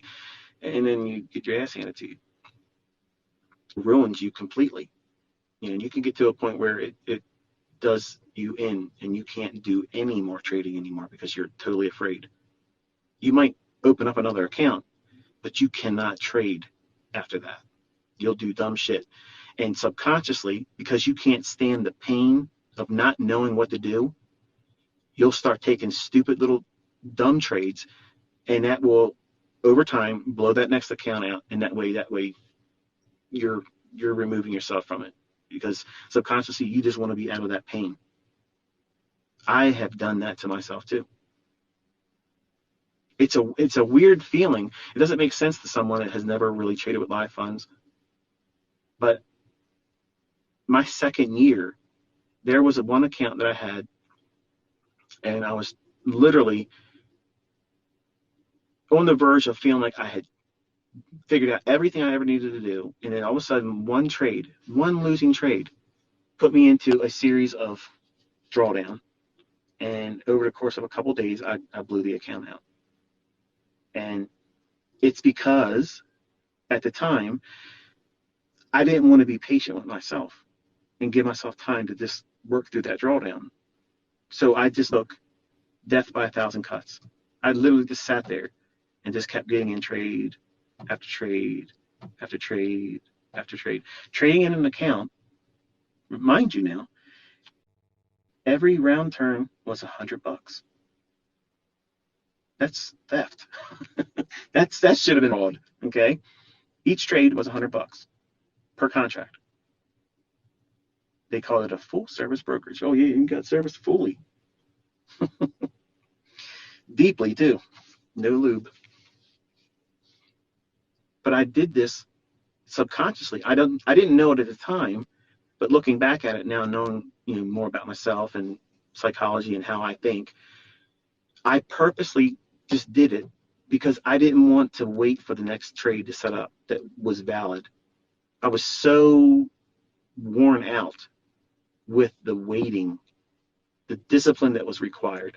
I was like, you know what? It's easier for me to just run the account down so that way I don't have any excuse. I can't be in front of the charts because I have no reason to be there because I have an account. Now, I know there's somebody listening that has done that to themselves, but they probably never thought about that until it was explained to them just now.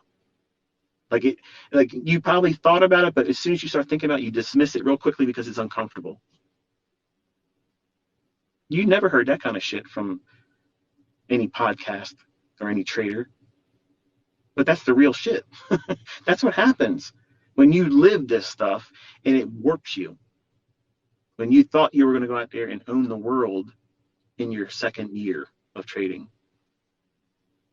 didn't know shit, didn't know anything.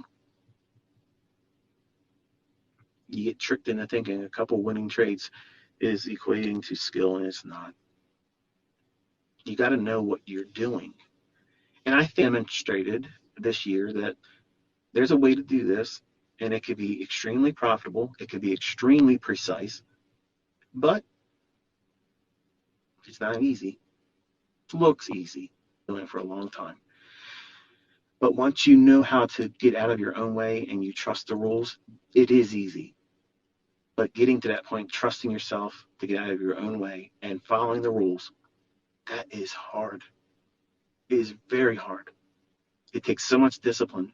And I can't articulate it in enough words or emphasis that really grabs the sheer essence of what is required to be in that state of mind, to be this consent dialed in.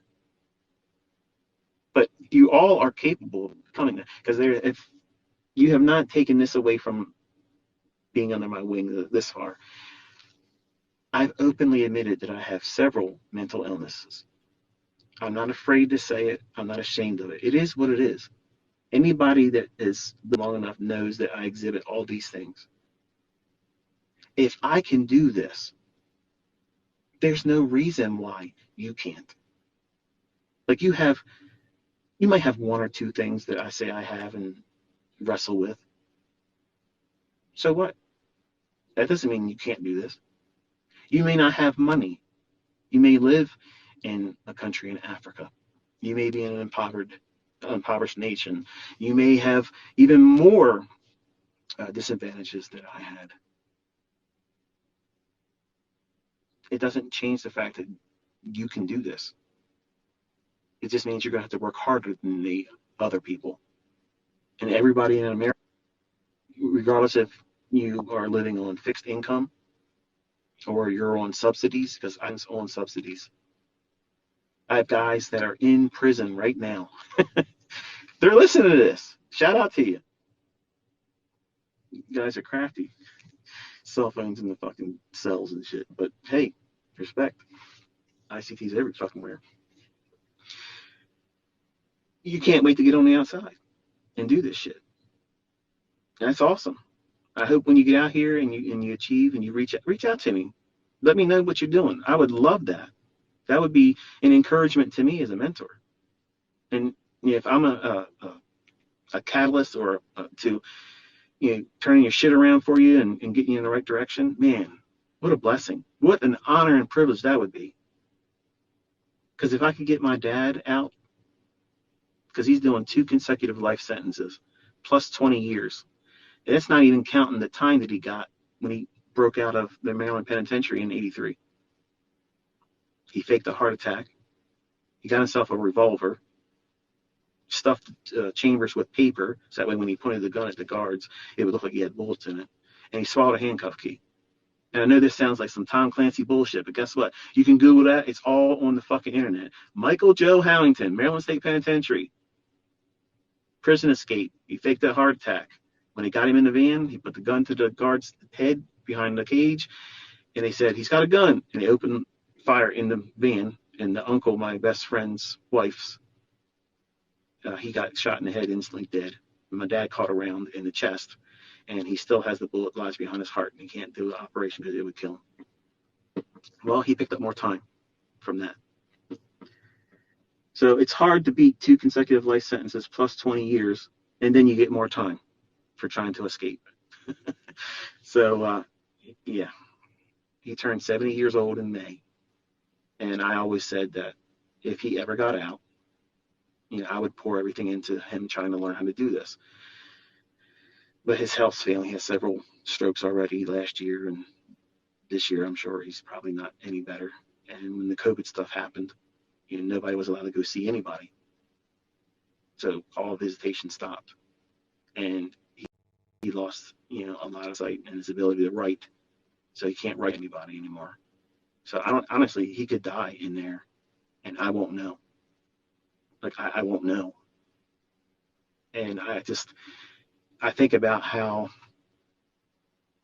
I have students that were in prison and in jail, and they got involved in what it is I'm doing. And it's changed their life. Like, they view themselves differently, have a little bit more respect about themselves as an individual. They're making better decisions. They feel more empowered and not trying to be something that led them to get themselves into trouble. And they can feel like an upstanding citizen and be respectful and also be proud of who they are because they're doing it on their own steam. And fucking right, that is something to be proud of. That's something to be proud of. Because I know if my father got out and he was younger, not 70 years old, I don't think he'd get a fair shake. He would have done his time, paid his dues. Okay, I know some of you have been like, oh, he should have been killed. They had him set for a gas chamber, but Maryland stopped doing the death penalty.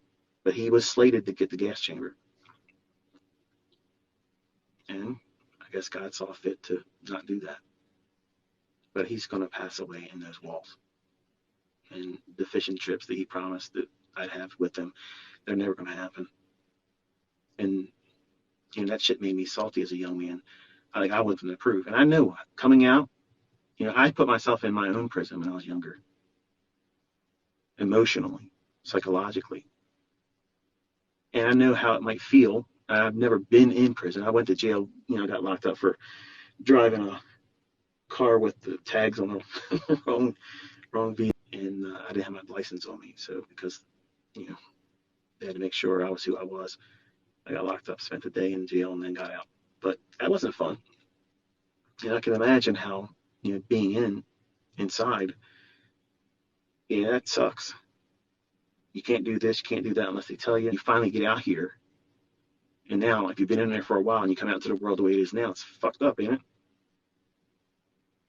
And if you can find a way to carve out your own existence with what I've done here, man, that's fucking awesome. That's awesome. I mean, there's no limit to what this information can do for someone. And I know it's easy for a lot of, walk around with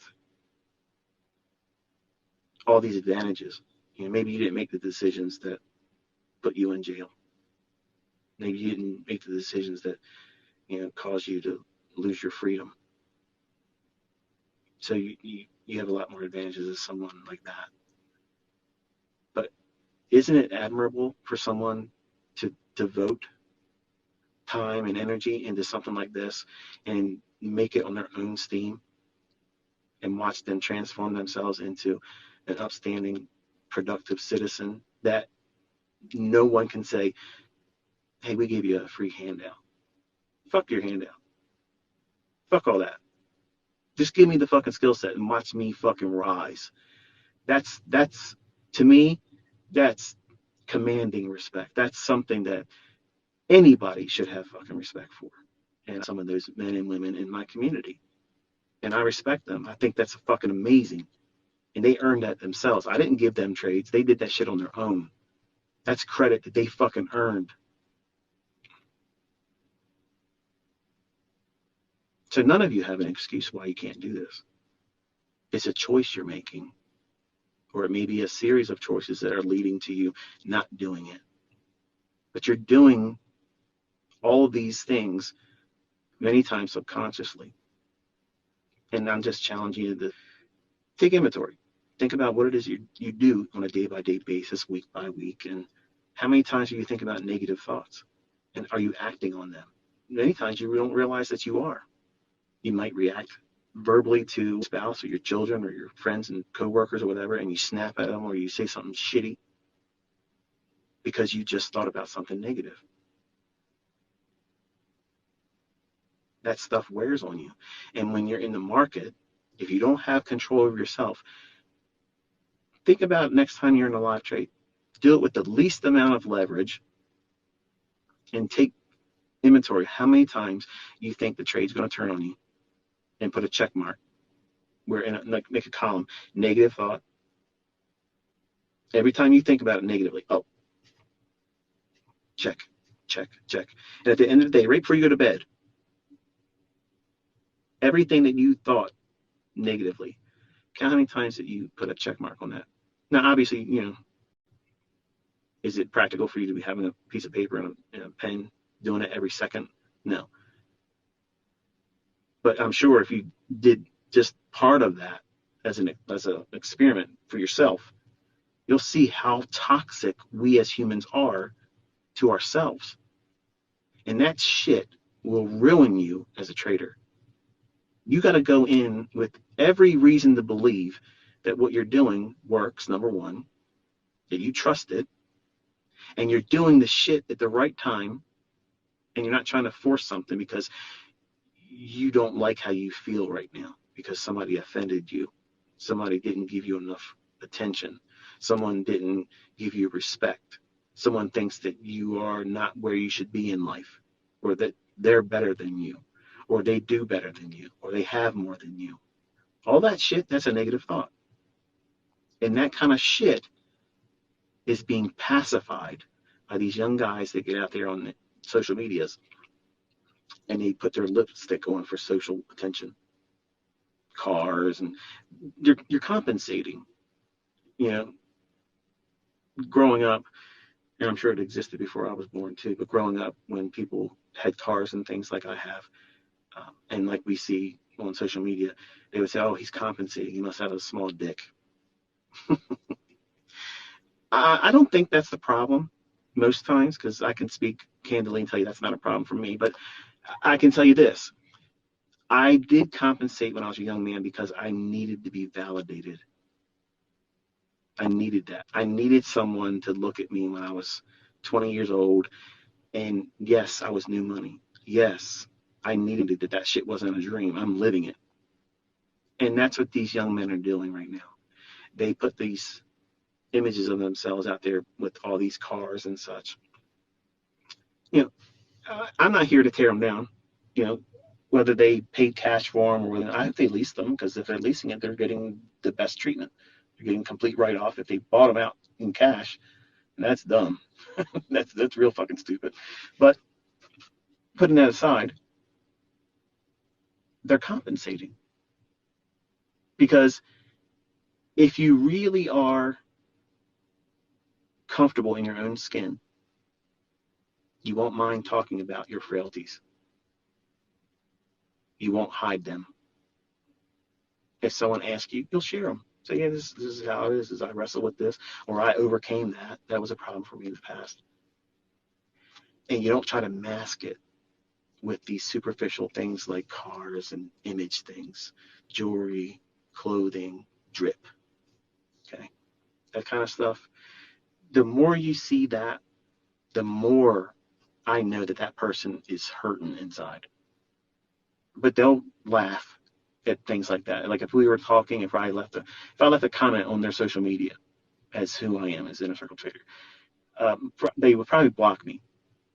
They would probably block me because they wouldn't want me in the heat or smoke that comes along with that kind of shit.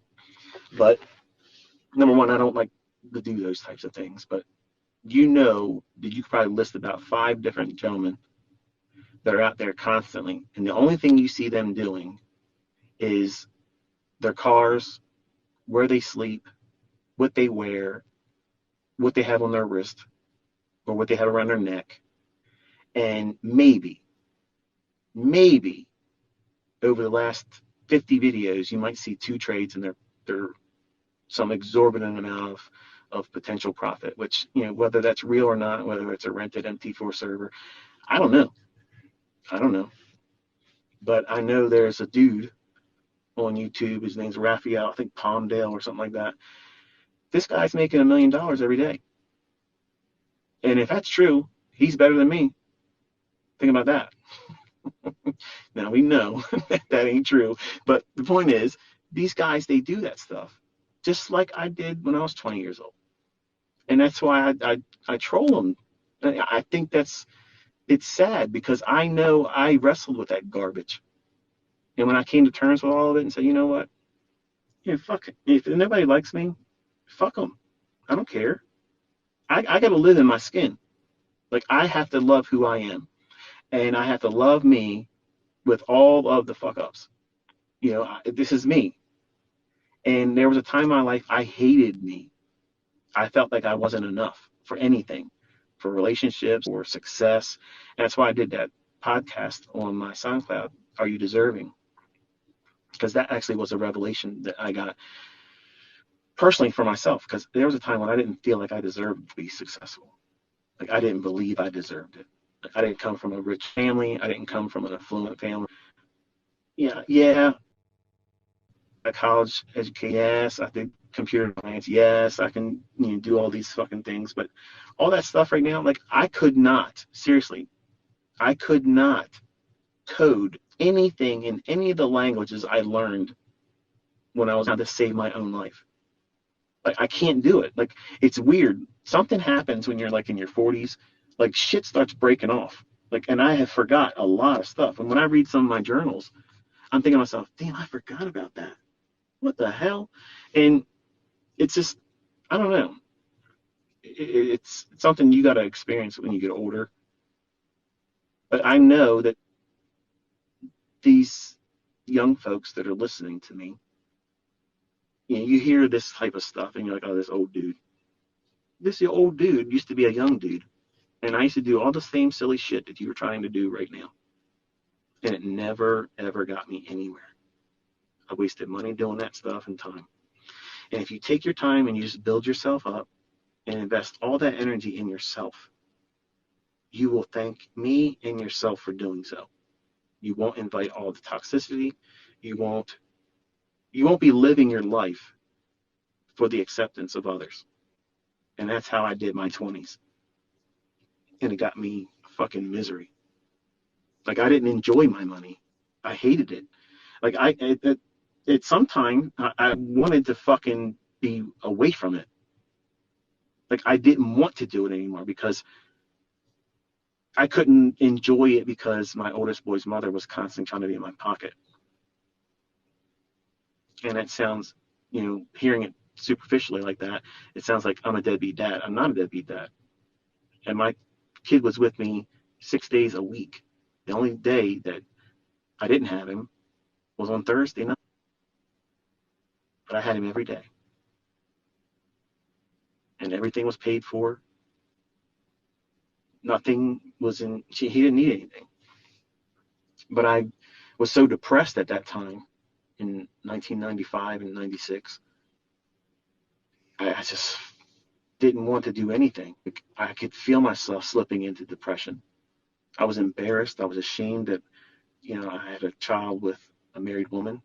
And I was ashamed that people that knew me growing up, I didn't come from a lot of money, but I came from a family where our word meant something. Our convictions about things, is who we were. And referred to as a good guy, a good boy when I was a child and such. And I just was ashamed of, being wrapped up in all that bullshit because I thought I was with someone that was single and they weren't. And I was catfished. I mean, that was the way it was. Like I was absolutely taken back. I didn't know what I was getting involved in. And yes, I take ownership of getting her pregnant. I had a part in that, absolutely. But how it happened, it was wrong. And I could sit here and bitch and complain how I was a victim, but that was how I viewed it. And it caused me to just hate everything, hate me and hate my life and hated trading. I didn't want to be successful. I didn't feel like I deserved to be successful. I was ashamed of what I got wrapped up in. And I cut everybody off. The only person that was around me was my oldest son, Cody. And that was my only source of happiness. That was it. And when you see him sitting at the table, some of you actually thought that was me as a kid learning how to trade. No, that's Cody in his pajamas in an apartment that I was renting. And I was renting that apartment when I could have afforded, man, a lot. But I had to live a lifestyle to try to beat this woman in the courts. So I lived a life that looked less than. And I put my whole existence on hold because of a relationship with a woman that I should have never got involved with. If she would have been honest with me, I never would have laid down with that woman. I never would have done that. But, I was attracted to her. She was good looking and we had fun together. And I was a young man and hey, I own it. I made a mistake and I had to deal with it.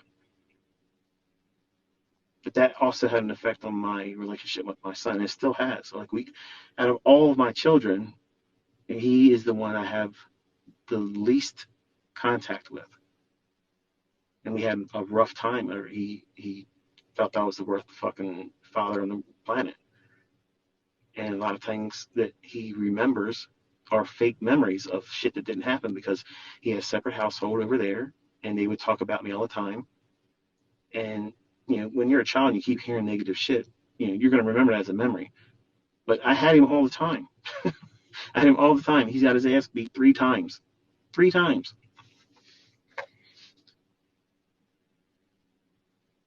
I don't know. You young guys, you just don't realize how fast shit can go upside down with stupid choices and stupid decisions. And making a lot of money does not make you exempt from it. It just makes you a target for it.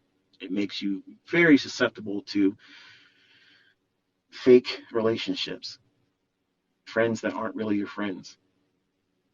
Like I have one friend that I know is my friend, and he's been my friend since preschool. And he doesn't trade, which doesn't fucking make any sense. Doesn't make any fucking sense. Like, dude, what the hell are you doing? But, if it ain't in you, it ain't in you, But I have talked to you a long time tonight, and I had a great deal of fun talking, thing, shooting the shit with you. And if we were hanging out, at my house, or if we were at your house, or if we were in some public space, just shooting the shit, this is how we would talk. No act, no front, no pretend. Just this is the way it is. And I don't give a shit if some of you didn't like this. I don't give a shit if you felt it was a waste of your time. If it is, whatever. Don't go and listen to anything I do in the future. But this is the real stuff. This is going to impact you. And it's outside of charts, it's outside of trading decisions. All these things are going to bleed into what you do in your trading. And if you have a toxic thing going on in your personal life and you can't overcome that, it will manifest in your trading.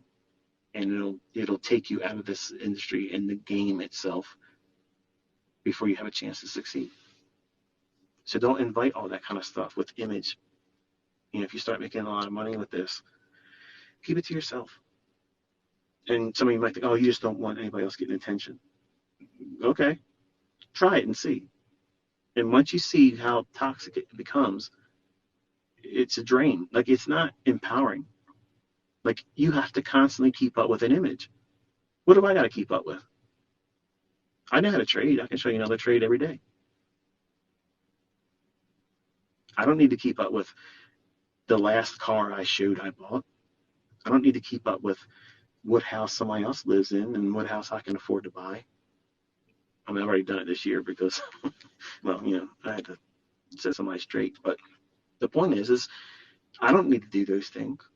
I'm 50 years old. What the fuck do I got to prove? I'm married. I have a beautiful wife I love. And gentlemen, if you have a wife,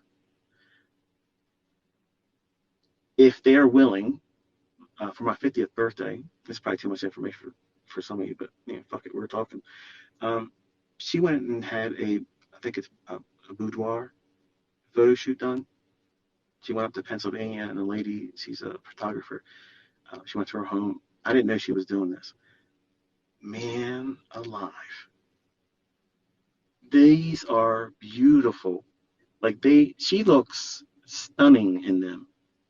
I mean, yeah, there's a few of them that, I can't share, obviously, but all of them are done so tastefully, and she just looks so beautiful in them.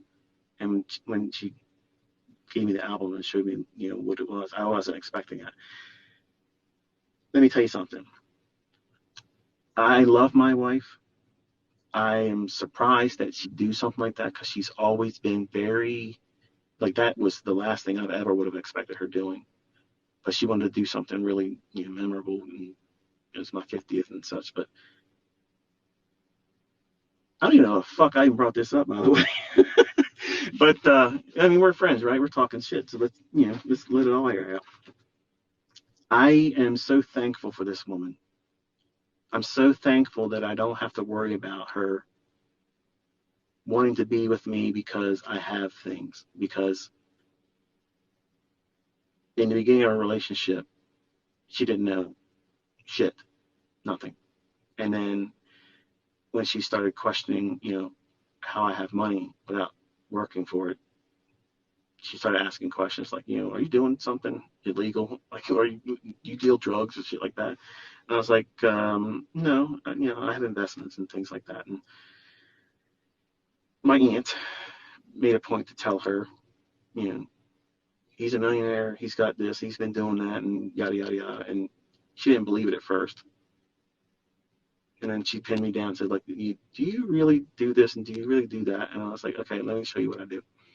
So there it is. But once I finally told her everything about me and what I'm able to do and what I've learned and what I've been involved in, it's very liberating, because it's scary. Like, when you get fucked over by a woman, okay, that you thought you were having a relationship, and you're like, wow, I'm attracted to this woman, I'm having a great time with her, this whirlwind romance. It's, if you ever seen the movie 9.5 Weeks, that was literally me in the 20s with my oldest son's mother. That 9.5 week type thing, It's weird, but that's literally the first time I saw that movie. She and I watched that together, and I think she was trying to pattern our relationship like that, because it was about that much time before everything blew up.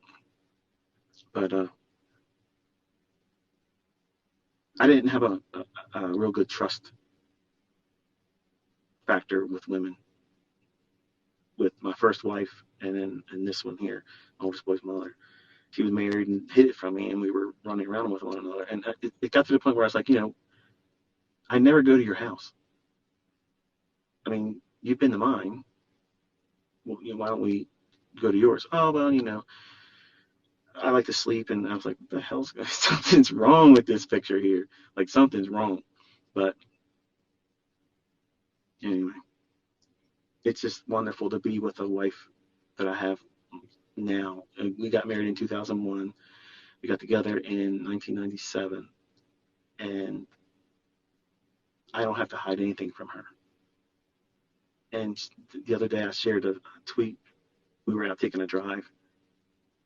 And out of the blue, she just came out and said, I have always been jealous of all these people that you talk to. Like tonight, I'm sure she's upstairs asleep right now. And she probably went to bed thinking angry thoughts, and then maybe she wrestled with it and said, I know why he does it, But she still went to bed without me in the bed with her, because I'm spending time with you all. But she told me in a ride the other day, we're out driving around, and it's weird. Like, we take the same 3 different drives, and it's like, what the hell? Dude, you're supposed to be like this fucking ICT guy. You're this boring fucking dude that has all these fucking cars that you barely fucking drive, and you do the same 3 routes of driving all the time. And sometimes we'll take our dogs, put one of the kennels in the back of the pickup truck, and we take them for a ride. And they like to see the cows, and they bark and bullshit. And you're probably like, what the fuck is this guy going on about? But hey, I sucked your ass into this. Okay, so you're going to sit here and you're riding this whole thing out until I close this off. Okay, that's the way this is right here. You don't turn it off, because you don't know how I'm going to end it, right? But we're out here riding, and she goes, I know you love doing what you do. I've seen it. In the beginning, I thought it was a fad, but it's like, this is you. Like, you love doing this. And in the beginning, I hated it. Like, I was jealous of everyone that you were spending time with. In fact, I thought you were having an affair. Like, you were talking to someone else, like another female. I'm like, what the hell?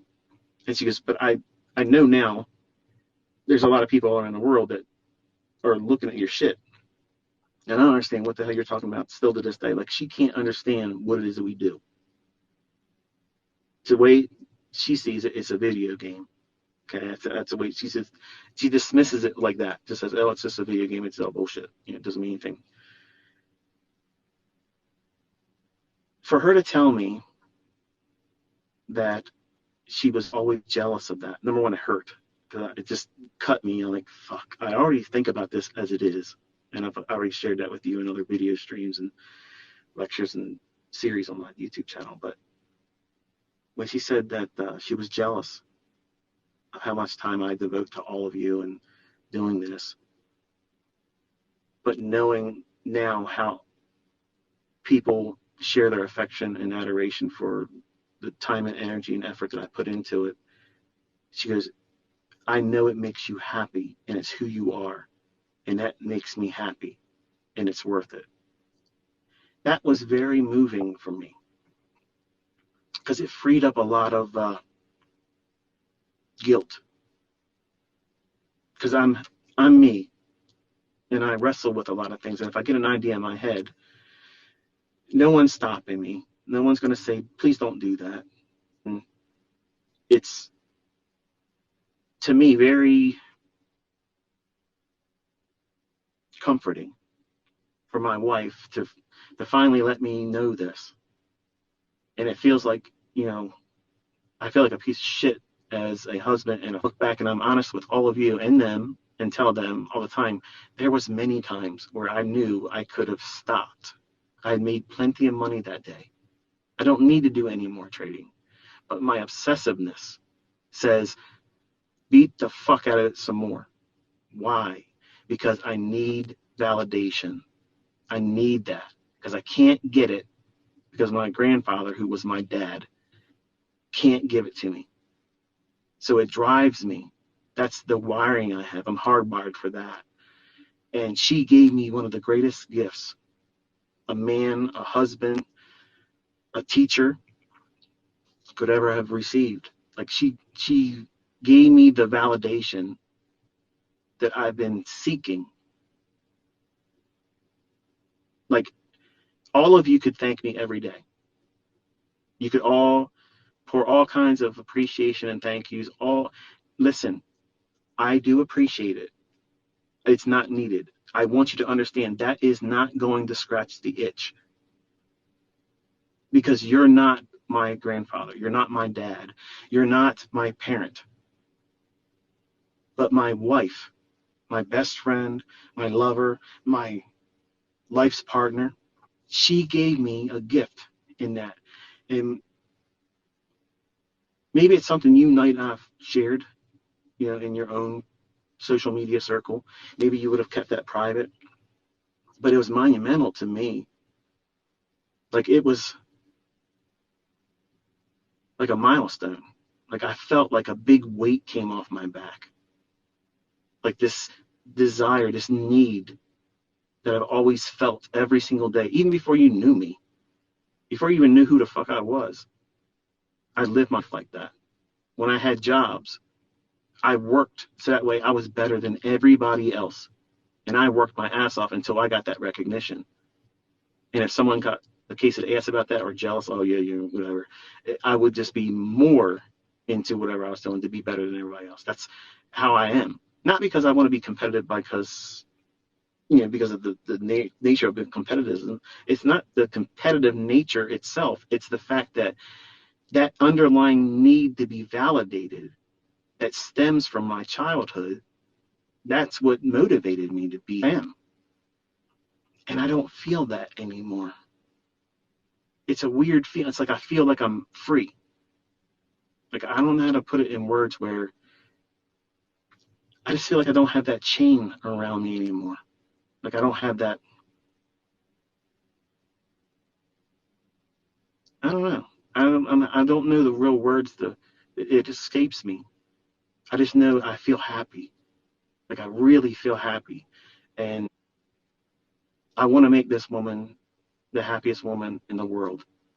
I've obviously been, a faithful husband. I never would have done anything outside of a relationship. She knows that. But whatever she would ask me for right now, and she's not the kind that, that would really do that type of stuff, even though she is excited about the new home. But whatever she would ask for, it would be nothing. I would give it to her and more. And it feels good. Like, it feels good. Because there was a lot of times, when I'd be working on videos for you or the mentorship group, she would pass by and see me, and sometimes she would just shake her head, and like, you could see the disdain in her, like this. When is this shit gonna stop? Like, I never spend time with you. When is this shit gonna come to an end? That was the look, and I would see it, and I'm like, fuck. Let me shortchange this video, and I'll pick it up on the next one.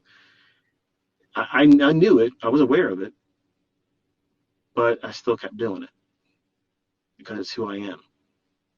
And she understands because of all of your feedback. That feedback that you shared in my YouTube videos and on Twitter, I was surprised, number one, that she would even look at it, because she always avoided it. And sometimes when some of you were doing those video testimonials and showing your appreciation, I said, can I see your faces? Like, I would love to see some of your faces and put a face to a voice, because it's one thing to type something out. Anybody can type something out. Anybody can do that. I wanted to see a real person, a real face, and a lot of you did that on YouTube, and some of them were very moving. Brought me to tears. Brought my wife to tears. My kids to tears. Just showing your appreciation for what you've learned and what you're able to do now. That's awesome. And her looking into that, at first kind of felt weird. I was like, why all of a sudden you're in, like, I was thinking, shit, she wants to learn how to fucking trade. Man, I got a fucking trophy wife. Fuck yeah. My wife's gonna be a fucking trade. No, she ain't trying to, she's not trying to trade. But long story short, yeah, like that. She just she goes, I just see what they give you, and I can see how that would motivate you. And I'm happy that you get that, and it's been worth it. So I just want you to know that I appreciate the level, well, adoration, respect, thankfulness that you have extended to me. And I don't take that for granted, especially now. Like, I am so thankful that she made her feelings known to me, because, I could have checked out and never found that out or heard her ever say that. And it wasn't like she wrote it down on a card. It wasn't like she, sent it to me in a text. She was in the vehicle with me, and we were driving, and she just came out with it. And it moved me, and some of you younger guys would think, oh, who gives a fuck? It was a big deal about that. But I've been with this woman since 1997, and she's always had animosity towards all of you. She literally had animosity towards all of you, and she didn't like the fact that I was doing this. She wanted me to stop all the time, and because of me coming out publicly and making a lot of the lessons, she literally would tell me all the time, stop teaching, because these pieces of shit that are selling your stuff, okay, like they're just making a mockery of it. They're making money off of it, and they're diminishing you by doing it. I said, they're not diminishing me. They're advertising for free. They're getting paid a commission by selling it. Yes. Is it wrong? I believe so. They're trying to get credit for something. They're trying to do something they shouldn't be doing. But you found me because of that. Exactly how I designed it. They all worked for me. Every one of you resellers, I was your pimp. You like that? You all worked for me. You worked every corner for me. I didn't have to pay for advertising. You did it for me. And all of you fine folks that tutelage now, you have them to thank, because they did a good job drawing attention to how to find me. I didn't have to do any of that type of work. You came to me because somebody talked about something that you found leaked. Oh, this guy can do this guy can do that. And now you've tasted it, you've seen it, and now you're encouraged by it. But my wife was never a fan of any of you. None of you. Her feelings were, they're only telling you the nice stuff because they want something from you. As soon as you stop doing this, they're not going to give a shit. Well, a large degree, I agree. Most of you will just move on. And that's fine. That's what adults do. I'm not looking for, constant handshakes here. I made a promise. I made a promise that if I was gifted with this, I would spend the rest of my life doing it. So I'm doing that. But for her to say that, and it's not her nature to switch up like that. When she changed gears and says, hey, look, I can see it now. Like, this is you. Like, yeah, I always knew it was you, and it's your personality, it's your passion, and it's your life. But I can see and hear. And like, when she watched that young lady, Hannah, and she goes, it's odd hearing people say your name and talk about you. Like, she sees me as the husband. Yeah, she knows I do this stuff, and she knows that these charts do some squiggly shit on there, and money comes into a bank account, and bills paid, and get bought, and she don't have to worry about any of that stuff.